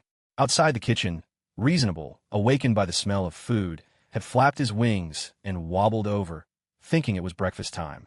He happened to peek into the kitchen just in time to witness the scene. Hiccup! He was hit with a face full of public affection. Rolling his eyes, he flapped his wings and flew away again. Full. I'm full. The morning was uneventful. The young couple relaxed at home. On the sofa, Claire continued reading Dostoevsky's The Brothers Karamazov, which she hadn't finished last time. Leo sat beside her, phone in hand, creating an account on the newly launched Nexus social media platform and browsing through it. After the Nexus Gala 2 days ago, the platform had officially launched nationwide. A host of top-tier domestic celebrities, actors, athletes, and experts had signed on, opening verified accounts to promote it. In just 2 days, the number of registered users had surged past 50 million. A large portion of this came from redirecting existing users from Nexus's blogging platform, but the foundation of the country's top internet and social media giant was already apparent. Leo scrolled through the platform for a while. It was similar to the Weibo of his previous life. Actually, it was even better. After all, he, a reborn individual, had helped out by providing the design plans for versions 2.0 and 3.0 ahead of schedule. However, the current Nexus platform was primarily focused on a celebrity-to-fan model, which was different from Happiness' current path of focusing on original content and lifestyle sharing from ordinary users and grassroots influencers.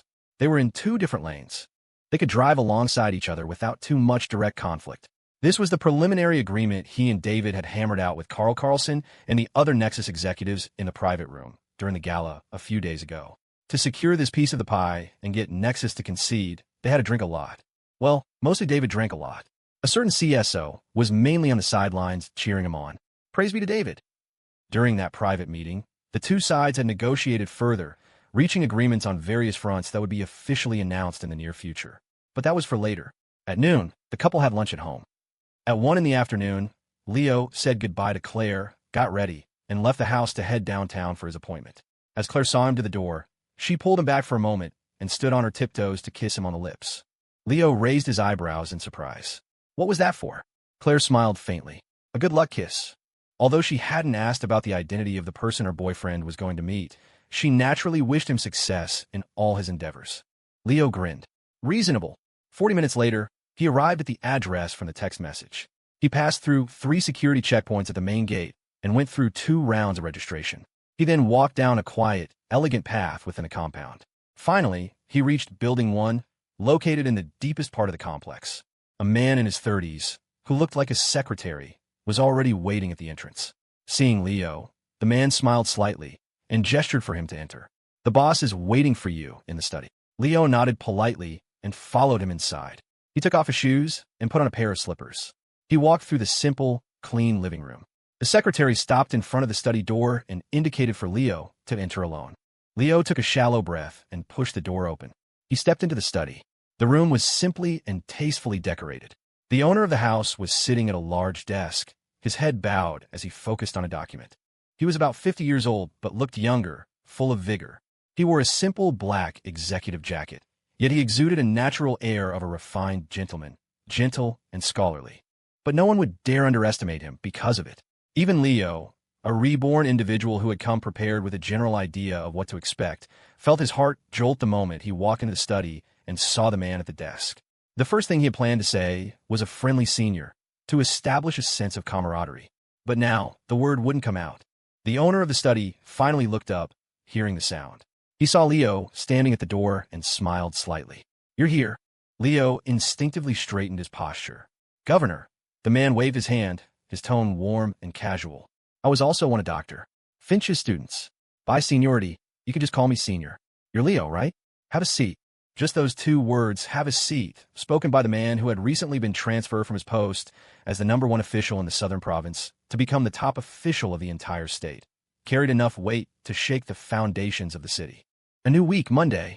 The advertising class had their marketing course in the 2nd classroom building on the old campus. The professor at the front of the room was in high spirits, speaking eloquently and citing real-world examples with ease. Knowing that the students, having woken up early, were probably sleepy and lacking energy, he casually used the Battle Through the Heavens browser game, currently popular among young people, as an example. This is an excellent case of online marketing and promotion. It's an IP adaptation that leverages the immense popularity of the original novel and collaborates with the author and the novel's website for marketing and user acquisition. At the same time, it has a clear understanding of its own market positioning. It very wisely and correctly hitched its wagon to the great ship of Happiness, the social media platform. Even the gameplay content itself. Things like a new user referral system that grants extra points for prize draws. turning the players themselves into a marketing force for the company. That was a masterstroke.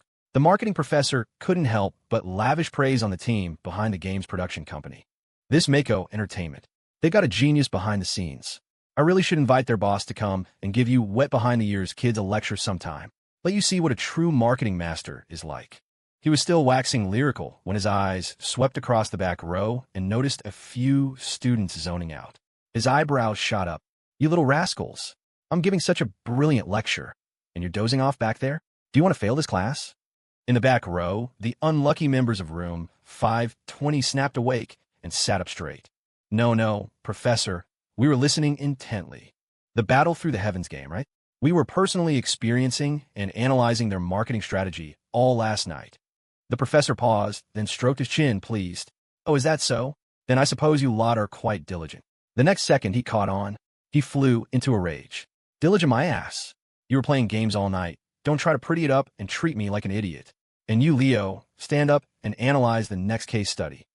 Just moments after being indirectly praised by the professor as the mastermind behind Mako Entertainment, he was now being randomly called on to answer a question. Leo flipped through his textbook. He couldn't find a case study. He looked up at his professor with a sincere and innocent expression. The professor huffed, exasperated. What are you looking at me for? Look at the projection screen on the wall. How did I end up with a bunch of students like you? I'd have better luck teaching those girls from the business school. Hey, maybe I should have your girlfriend, Miss Sterling, come and sit in on a class to show you how it's done. Amidst the professor's grumbling, Leo finally looked up at the projection screen. He was slightly taken aback when he saw the case study. Nexus. The professor waved his hand dramatically from the front of the room. Correct. An analysis of the joint marketing plan between Nexus and Happy Nest. Discuss the collaborative relationship between the two and the pros and cons. The question is a bit difficult, but the point is for you to try and think like a top executive at one of these internet giants to understand how they make such brilliant decisions. Leo thought about it. He didn't seem to recall having any particular grand strategy. It was more like he was caught red-handed poaching Nexus's talent, and then Carl Carlson had set up a hostile meeting, threatening him and getting him drunk. In the end, he was forced to come up with this collaborative plan. There was no brilliant decision-making involved. It was purely a matter of survival. In that private room at the gala, a group of Nexus executives had been sharpening their knives, holding David Chung hostage. It felt like if he gave one wrong answer, they would have executed his partner on the spot. He had come up with the cooperation plan then. He hadn't expected that just over a weekend, Nexus would be so eager to make a joint announcement with Happy Nest today. And he, the CSO, had to find out about it from his professor in class. He shook his head. Since he'd been called on, he had to answer. Their relationship. Leo thought for a moment and offered his assessment. Competitive and complementary. A cooperative win-win situation. First, they'll be teammates, clearing out the small fry. Then, they'll be rivals, facing off against each other. His tone was calm and detached. The professor at the front of the room couldn't help but scoff, stroking his beard as he prepared to find fault. You talk a good game. He paused. He subconsciously mulled over the words again. The professor was a bit stunned. It seems. That's actually a pretty accurate way to put it. Damn it. How is the student's summary more insightful than the professor's? In the afternoon, their classes were on a new campus. On the shuttle bus ride over, the four guys from room 520 sat in the back row. Normally, these trips back and forth were a time for casual banter. They'd talk about girls, share gossip, and discuss the latest plots of the novels they were reading. The Battle Through the Heavens web novel had just started a new arc and was building up to another climax. Dylan had just finished the latest chapter during lunch and was still fired up, eager to share his excitement with his roommates. Hey guys, have you read the latest chapter of Battle Through the Heavens? It was so intense. He turned his head, only to find Leon and Marco both engrossed in their phones, texting with blissful smiles on their faces. Oh, really? Well, you go on and be intense for a bit. I'm talking to Molly. Yeah, I'll get intense later. Dylan. It was one thing for Leon to have Molly, but what the hell was wrong with Marco? Had he really gotten a girlfriend too? Not giving up, Dylan turned to Leo with hope in his eyes. Leo, have you read the update? The plot is at the life and death battle between Xiao Yin and the Fallen Heart Flame. Do you think he'll win? Leo was also focused on his phone, browsing a web page. Without looking up, he replied, Oh yeah, he will. Dylan was stunned. How do you know? How can you be so sure? Leo said, I've read the author's drafts. Later, he breaks through to the Do Wong level and even restores Yao Lao's damaged soul. What else do you want to know? Dylan, damn it. Spoilers should be executed. He had lost all interest in discussing the plot. With a melancholic expression, Dylan turned to look out the window. The autumn scenery sped by, beautiful and picturesque, but his heart was lonely and cold. After class in the afternoon, Leo went to the Happy Nest headquarters. On the second floor of the building on Wanning Road, surrounded by the yellowing maple leaves of autumn, he pushed open the door to the CEO's office. He saw David Chung sitting at his desk, just hanging up the phone, rubbing his temples with a weary expression. Seeing Leo come in, David forced a relaxed smile. "You're here? You've been coming to the office pretty often lately." Leo grunted in acknowledgement and casually sat down on a nearby sofa. He glanced at his partner, ran into some trouble. With the office door closed, Leo listened to David's explanation and got the gist of the situation. It was about the visit from Deputy Commissioner Zhang from the City Department of Communications that David had mentioned 2 days ago. The man had come by yesterday afternoon. He started with a tour of the Happy Nest headquarters, then went into the CEO's office and started talking to David about the department's work plan for the next quarter.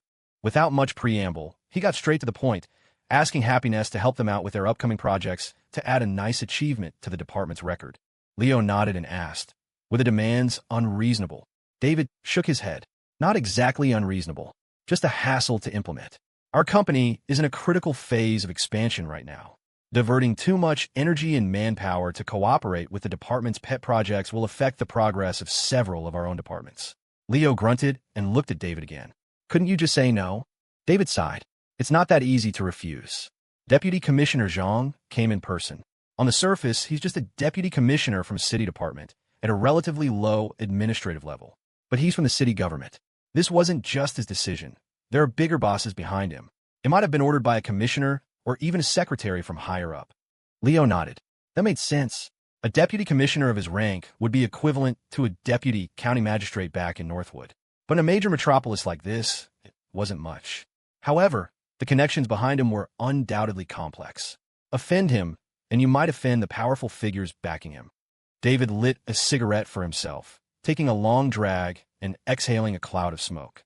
He lamented, "Actually, it's not just the Department of Communications. Happy Nest is riding the wave of the internet right now, and we're in the spotlight. There are a lot of people, both legitimate and not, who want a piece of the pie. Setting aside the shady characters, I've had at least 5 different official departments come to me this week alone, asking for assistance and cooperation. I can't easily agree, but I can't afford to offend them either.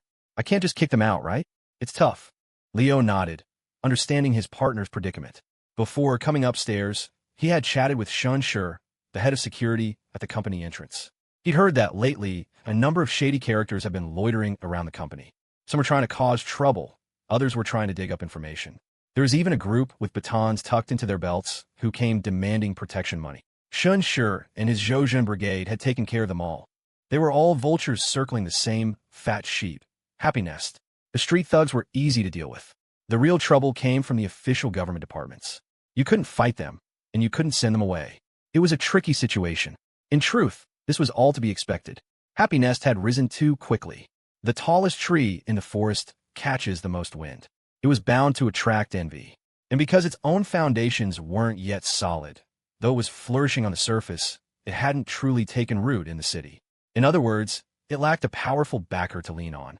Fortunately, after yesterday afternoon's meeting, that was no longer a problem. Leo thought for a moment and took out his phone. "Don't worry about this. I'll make a call." Then, under David's confused gaze, he dialed a number.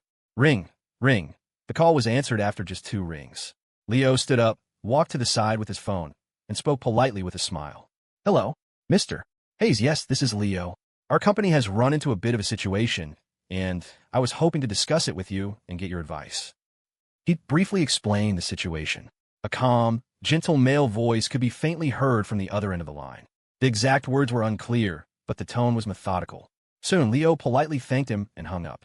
He looked up at David, who was staring at him with the wide-eyed curiosity of a middle-aged man. "It should be taken care of," he said to wait a moment. David couldn't help but ask, "How long is a moment?" Leo thought for a second, recalling what his senior chief of staff had said on the phone.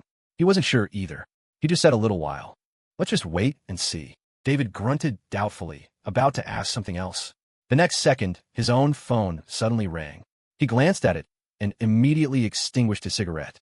Holy crap, it's Deputy Commissioner Zhang. He quickly answered the call, his face instantly wreathed in smiles. Hello, Commissioner Zhang. The next moment, he seemed to hear something from the other end and froze. No, no, you don't need to trouble us? No, no, it's no trouble at all. Oh, you're too kind. Why are you apologizing to me? He was flustered, almost flattered. By the time he hung up, David looked at Leo, a bit dazed. He said, "They don't need our help anymore." And he apologized. As he was speaking, his phone rang again. David glanced at the caller ID and froze again, quickly answering. Hello, Commissioner Zhou? Yes, Deputy Commissioner Zhang just called and told me. It's no problem. We understand. It's all for work. You don't need to apologize. I really didn't take it to heart. He finally hung up the second call. Before David could even catch his breath, his phone rang a third time. David was almost speechless. Who is it this time, miss? He sucked in a sharp breath. Seeing the name on the caller ID, he shot up from his seat, instinctively straightening his back as he answered the phone. As Secretary Chun. Yes, Commissioner Zhou and Deputy Commissioner Zhang both called to explain. Rest assured, there's no misunderstanding. Happy Nest fully supports the work of the Department of Communications. There are absolutely no hard feelings. No, please don't. You're apologizing? You're going to be the death of me. Please don't. Don't even mention a banquet to make amends. Anytime you're free, just say the word, and I'll be there. Dinner's on me. On me. After the third call ended, the CEO of Happy Nest was practically sweating bullets. He finally hung up, staring at his phone in a daze, feeling like he was in a dream. Leo, pinch me. Hard. Leo looked around, spotted a vase in the corner, and started to pick it up. That single motion shocked David back to his senses. Holy crap. Are you trying to kill me? I asked you to wake me up, not beat me to death. But it did help him calm down a bit. Thinking about the calls, however, he couldn't stop himself from sucking in another breath. I mean, who did you just call? Was it that senior of yours you met yesterday? Even the executive deputy secretary of the City Department of Communications called to explain and apologize. What kind of connections does your senior have? Is he in charge of communications for the city government? Leo had just put the vase back in its place. He thought for a moment. Oh, he's in charge of a little bit of everything, I guess. What did he mean by a little bit of everything? At first, David didn't understand what Leo was saying. Not until Leo glanced toward the office door to make sure no one was eavesdropping. Then, he dipped a finger into his teacup and wrote 3 numbers on the coffee table for David to see. 001. Then he quietly added 4 simple words. Just a moment before, David had been feeling parched from the shock and had picked up his teacup to wet his throat. The next second, he sprayed a mouthful of tea all over the place. Fortunately, Leo had gained some experience in this area over the past couple of days and had been prepared. He reacted instantly, grabbing a nearby folder as a shield. He narrowly avoided another drenching. Realizing his gaffe, David profusely apologized, quickly grabbing tissues for Leo. He still couldn't contain his disbelief. It's actually him. His face was spared, but his shirt and pants were inevitably spattered. Leo waved it off magnanimously, taking the tissues to wipe himself down. As he did, he made a generous mental note about David. I'll remember this. Revenge will be mine. Then he reminded David, this stays between us. Don't tell anyone. Hearing Leo's warning, David nodded vigorously, like a chick pecking at grain. Of course. Secret. Absolutely secret. He calmed down, but still couldn't help but gasp in awe. He was utterly dumbfounded. I mean, your senior is actually him? Then a thought struck him, and he stared at Leo with wide eyes. So you just called him? Leo waved his hand. I wouldn't bother him with something so trivial. I called his chief of staff. David slapped his forehead in realization. Of course. That makes sense. A chief of staff is more than enough. More than enough. The chief of staff to the state's #1 official held a high administrative rank. He was a full level below an executive deputy secretary of a major department. But a single phone call from the former could make the latter personally call to explain and apologize. Because the weight of the former's words represented the weight of his boss. The weight of the state's #1 official. David couldn't help but pull out another cigarette and light it. He took a deep drag, finally managing to calm his turbulent emotions. Through the swirling smoke, he thought about this massive windfall that had seemingly fallen from the sky. He couldn't help but stare into space. I mean, just a minute ago, we were talking about how Happy Nest lacked a powerful backer in this city. And now, we've gone straight to the top. People were always bragging about their connections. I've got people in high places in this city. But if you took this man as the benchmark, there was no one higher up. Leo nodded, a hint of awe in his voice. Yeah, the old man really pulled out all the stops this time. He'd introduced him to a senior, and it turned out to be the max-level NPC, the final boss of the game. In novels, otherwise old mentors might give you a secret manual or a magical pill. His old man had just handed him a cheat code. He made a decision. Next time he played chess with Dr. Finch, he had to be sincere. He'd steal at most 2 pieces per game as he thoroughly thrashed him. No, not thrashed, repaid. Repaid him. But David frowned again. Still, for someone of your senior stature, would a simple introduction from a teacher, a senior-junior relationship, be enough to have him lend you his chief of staff to help you out? Your old professor from the university has a lot of influence, but not that much, right? Then, as if realizing something, his face changed. Wait a minute, you didn't actually give him $1 million gift basket, did you? We can't do anything illegal. Leo waved his hand. Am I an idiot?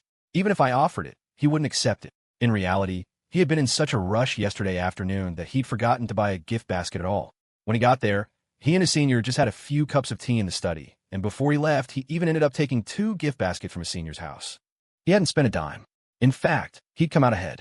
David was dumbfounded. You actually took stuff from the governor's house. Leo corrected him righteously. I didn't take it. He insisted on giving it to me, and I couldn't refuse. David blinked. How did you refuse? Leo thought for a moment. I said the baskets were too much for me to carry, so 2 would be plenty. David. On that quiet autumn afternoon on Wanning Road, a familiar chase scene played out once again on the 2nd floor of the small office building, punctuated by the exasperated voice of a certain CEO named Chung. That's what you call refusing. You even took advantage of the governor. You've ruined our company's image. You get back here. I'm going to kill you today. After leaving the Happy Nest headquarters, Leo didn't head straight back to the university. He took out his phone, made another call, and arranged a meeting place. 10 minutes later, inside a downtown coffee shop, a man in his 30s with glasses and a refined air pushed open the door. Leo, sitting by the window, immediately stood up and waved.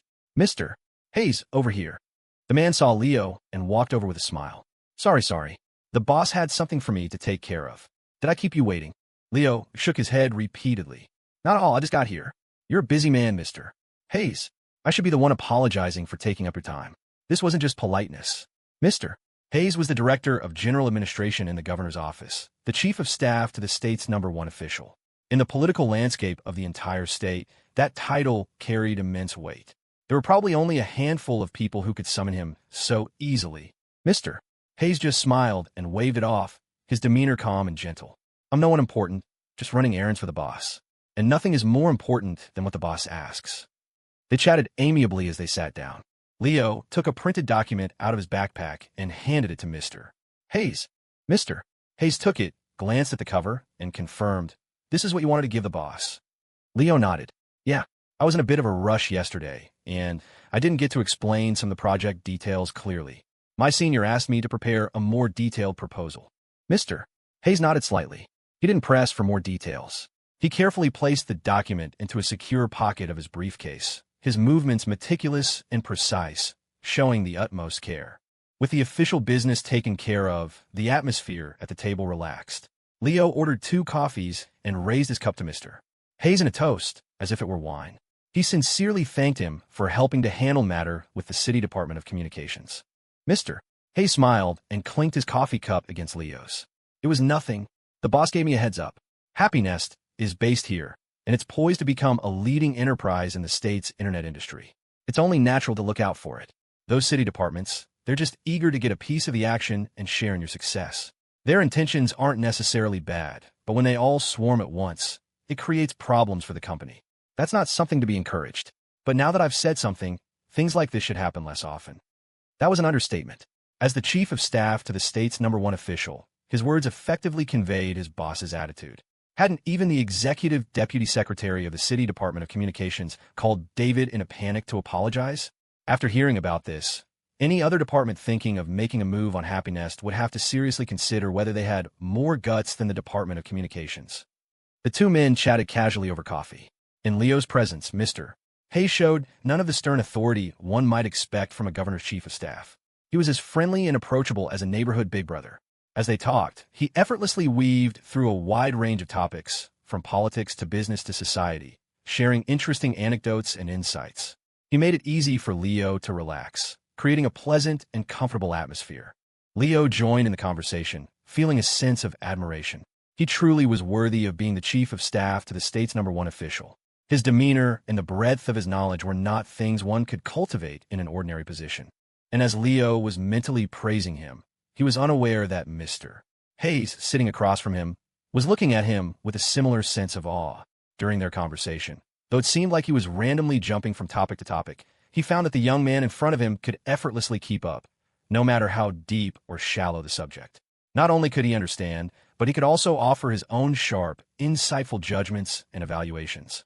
His composure was also remarkable, far more mature and seasoned than that of a typical college student under 20. For a moment, it almost gave him the strange feeling that he was conversing with a peer of equal standing and presence. A cup of coffee lasted no more than 20 minutes. As the sky began to darken, Mr. Hayes had other matters to attend to, so they didn't talk much longer and both stood up to leave. At the counter, Mr. Hayes pulled out his wallet to pay, stopping Leo from doing the same. "You call me Mr. Hayes like a big brother. It's not out of line for a big brother to buy his little brother a cup of coffee, is it?" Leo smiled and put his wallet away, not insisting. Outside the coffee shop, they hailed separate taxis. Before they parted, Mr. Hayes remembered something and handed Leo a business card. Then he said casually, "If you run into any more trouble in the future, something you can't bother the big boss with, just give me a call. As long as it's within my power and not excessive or illegal, I should be able to handle it for you." Though spoken casually, the weight of that promise was enough to make countless people in the city's business and political circles green with envy. Leo smiled, nodded, and thanked him. Then they went their separate ways, getting into their respective cars. As the taxi pulled away, Mr. Hayes, habitually sitting in the front passenger seat, watched the car carrying Leo drive off into the distance. The governor's chief of staff slightly adjusted his glasses. Behind the lenses, his gaze flickered, deep and serene. For someone of his status to make such a promise to a young college student, even if that student was the CSO of Happy Nest, was an extremely rare exception. It was all because this young man named Leo was, in his eyes, an equally rare and exceptional individual. Not many guests were ever invited into his boss's study. A young person like this was even rarer, and, as if remembering something, the corners of the chief of staff's mouth twitched, and a wry expression appeared on his face. And he's the only one who's ever left the boss's house with 2 of his gift baskets. However, Mr. Hayes' expression grew serious, a solemn light flashing in his eyes. The most important point, though he didn't know what the young man had discussed with his boss yesterday afternoon, and he wouldn't try to find out, he had noticed a subtle detail that only he, who had been by the governor's side for years, would have caught. A detail that had shaken him to the core. During yesterday afternoon's meeting, after Leo entered the study, he had had 3 cups of tea. On the way back to the old campus on the outskirts of the city, Leo sat in the back of his own taxi, looking down at the business card Mr. Hayes had given him. His mind drifted back to the meeting yesterday afternoon in the study at the governor's residence. In the study, the gentle, scholarly middle-aged man who had been transferred from the southern province to become the state's #1 official, a man destined for the highest echelons of power in D.C., had personally brewed him a pot of tea. Then he had spoken with a calm smile. "I brew a pot of tea for everyone who enters my study. They have 1 cup, we talk business, and they leave. You were introduced by Dr. Finch. On the basis of our senior-junior relationship, you've certainly earned this first cup. The great Southwest quake.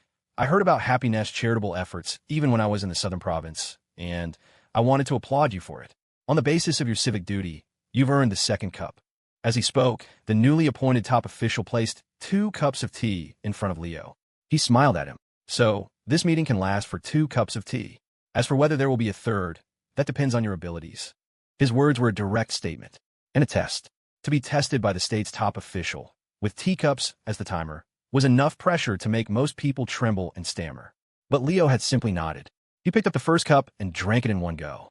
Then, after briefly collecting his thoughts, he began to speak in a calm, steady voice. His thoughts returned to the present. Leo turned his head slightly, looking out the window at the passing city lights. The neon glow reflected in his eyes, bright and shimmering. He smiled faintly, although he didn't know that Mr. Hayes, in another taxi, was at that very moment contemplating the number of teacups from yesterday. If he had known, he would have corrected him. It wasn't 3 cups. Yesterday afternoon in the study, as he spoke, the man sitting across from him went from slightly surprised to impressed, from impressed to delighted, and finally to deeply moved. Throughout their conversation, the governor himself stood up to refill his cup 4 times. In total, he had 5 cups. It was already the end of October. The weather had turned cool, and autumn had officially arrived. This semester, the girls from room 205 had signed up for a handicraft elective. Recently, the instructor had taught them how to knit scarves and gloves with yarn, smilingly suggesting that those with boyfriends could make a gift, which inspired many of the female students. All 4 girls in room 205 made something. 2 had boyfriends, 2 were single. Molly, the romance novel enthusiast, was the most skilled. The scarf and hat she made were exquisite, and she even thoughtfully added a cute cartoon date cake design to the hood of the hat. Leon, the date cake guy, was so moved he was speechless. He immediately put it on and declared he would never take it off again. Claire also made a hat for Leo. The last time she had tried her hand at knitting a scarf at a craft shop, she had achieved the stunning record of poking herself with the needle 11 times in 3 minutes. This time, she opted for a knitted hat. The final product was a bit lopsided with a pointy top. When she finally gave it to Leo, she was a little disappointed. I looked it up online. I wanted to make a round-topped hat like the ones from Gryffindor in Harry Potter. Looking at it now, only the gold and red color scheme hinted at Gryffindor. The hat itself looked more like something Gandalf would wear. Leo comforted her cheerfully. It's fine, this looks great. I can totally tell it's Gryffindor. It's a great theme choice.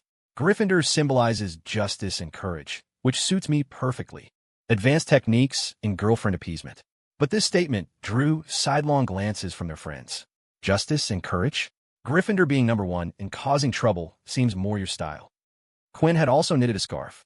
She casually fiddled with it and looked around. I was just messing around and made this. Marco, Dylan, either of you want it? Speak up. Oh, Dylan doesn't? Then Marco, you can have it. She then casually tossed the scarf to Marco. Marco eagerly caught it, holding it carefully, and tried to act nonchalant. Well, since Dylan doesn't want it, I guess I'll reluctantly take it. Dylan? Question mark. There's an F-bomb I'm dying to drop right now. 3 of the 4 guys in room 520 had received hats or scarves. Only Dylan was left out, feeling a little lonely. Then, Jade nonchalantly sidled up to him and, like a magician, produced a matching set of a neck warmer and gloves. I made a set too. For you. Dylan was stunned, then accepted it with immense gratitude.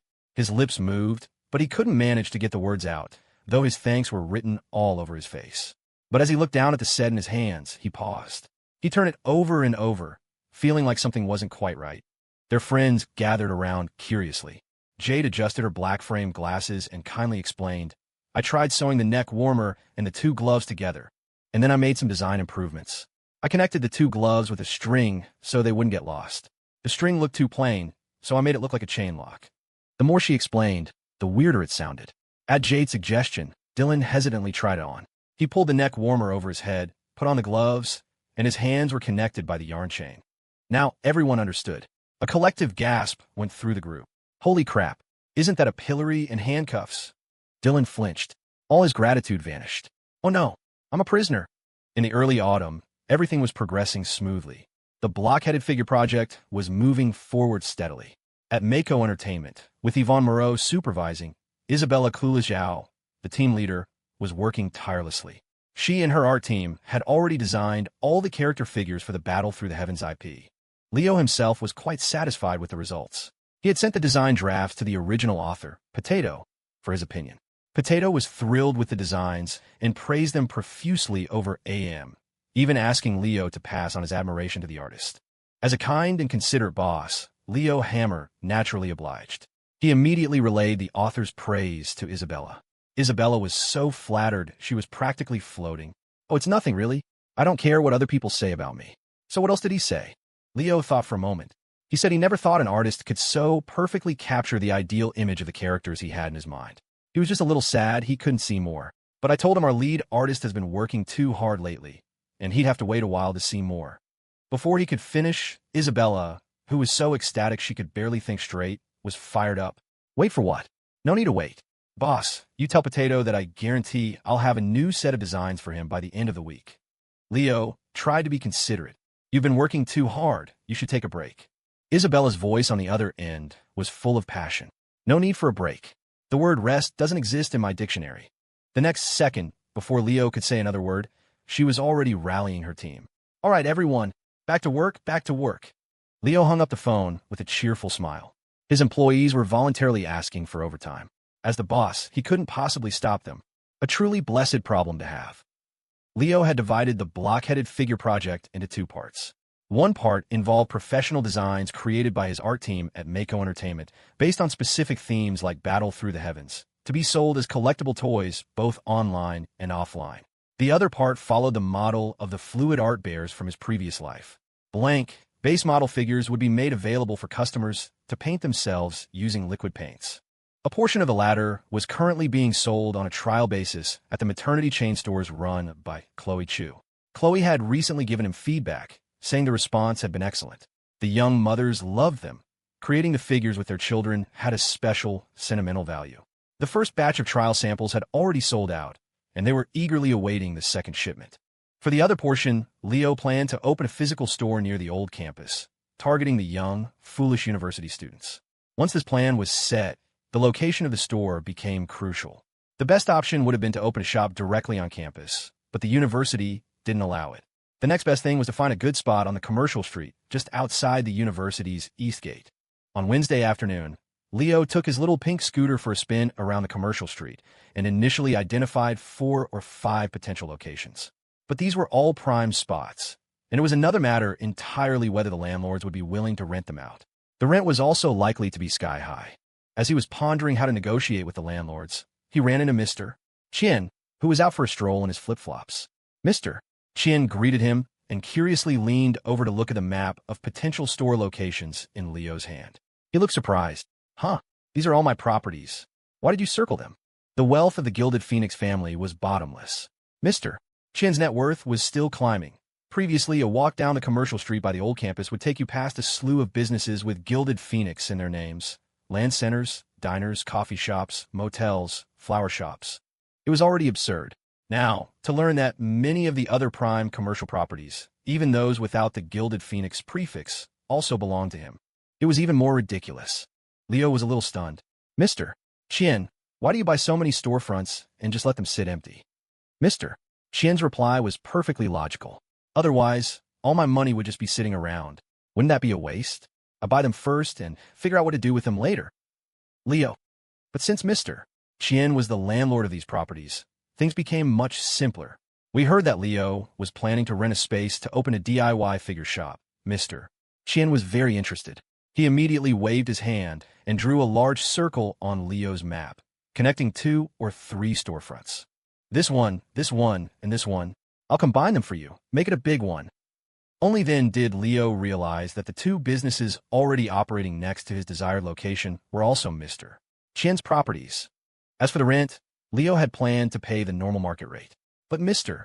Qian just waved his hand dismissively. That's small change. These places are just sitting idle anyway. Consider it payment for all the entertainment I get from watching you 2 lovebirds.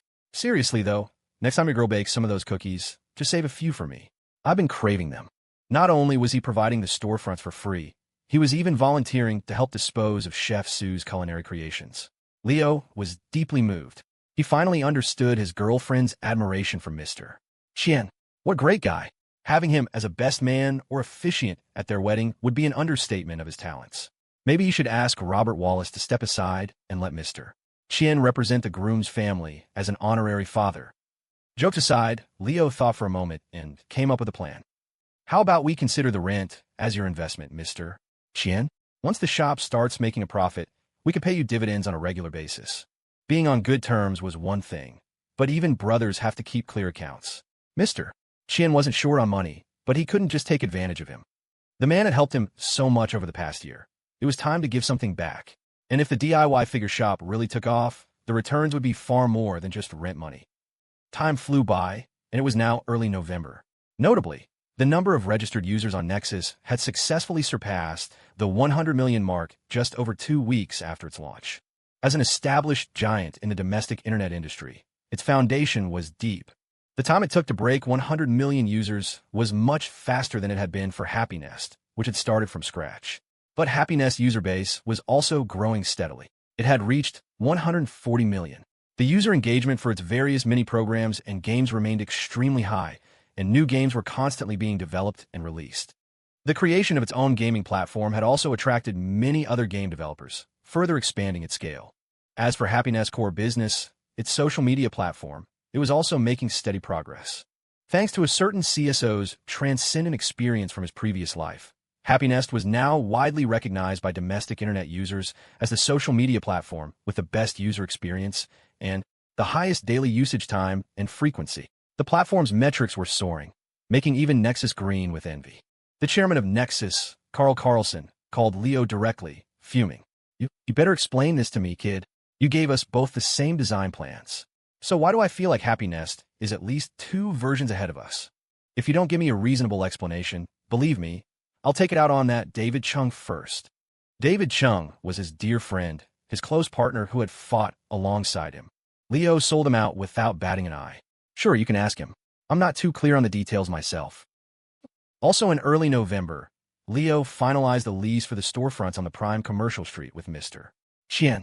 He rented 2 adjacent shops and planned to hire a renovation company to knock down the non-load-bearing wall between them, creating one large space. He didn't even have to bother finding a renovation company himself. Mr. Qian once again waved his hand magnanimously. Just give me the design plan. I'll take care of the rest. My Uncle 16 is in this business. Uncle 16. The children of the Gilded Phoenix family were all over the city. If this kept up, he felt like they could assemble a full cohort of 108 golden heroes. Before the renovation began, his friends from both dorms came over to check out the new space. They couldn't help but marvel. This is a great location. It's going to be so popular. Leo, how did you negotiate this with the landlord? When they found out it was Mr. Qian's property, it all made sense. The group wandered around the empty storefronts, excitedly offering ideas for the renovation. You could put a glass display wall by the entrance. You can showcase all the classic block-headed figure designs. In the main hall, you could put a few long tables, just like that pottery studio in Clear Creek. A workstation for customers to do their DIY figures. You could also hang a TV on the wall, use it as a display screen, and have a running slideshow of customers with their finished creations. If you have a TV, you should get a sofa too, and a drink counter, and put some snacks next to it. Hey, what about a barbecue grill and a hot pot? The conversation started to drift. One moment, they were giving serious advice on the workshop's renovation plan. The next, they were enthusiastically discussing how to turn it into their new party spot. But it had to be said, it was a viable idea, compared to the 15 or 20-minute trip to the LNS house for weekend gatherings. This workshop was right across the street from the university. It was just a short walk, not even 2 or 3 minutes. Very convenient. During the day, the workshop could be open for business, catering to student customers. At night, after closing, they could use it as their new base for occasional get-togethers. Leo was also tempted. He turned to his girlfriend with a righteous expression. How about we buy a bed and put it in here? We can rest in the shop when we get tired. Claire looked at him with a knowing smile. Are you sure it's for resting?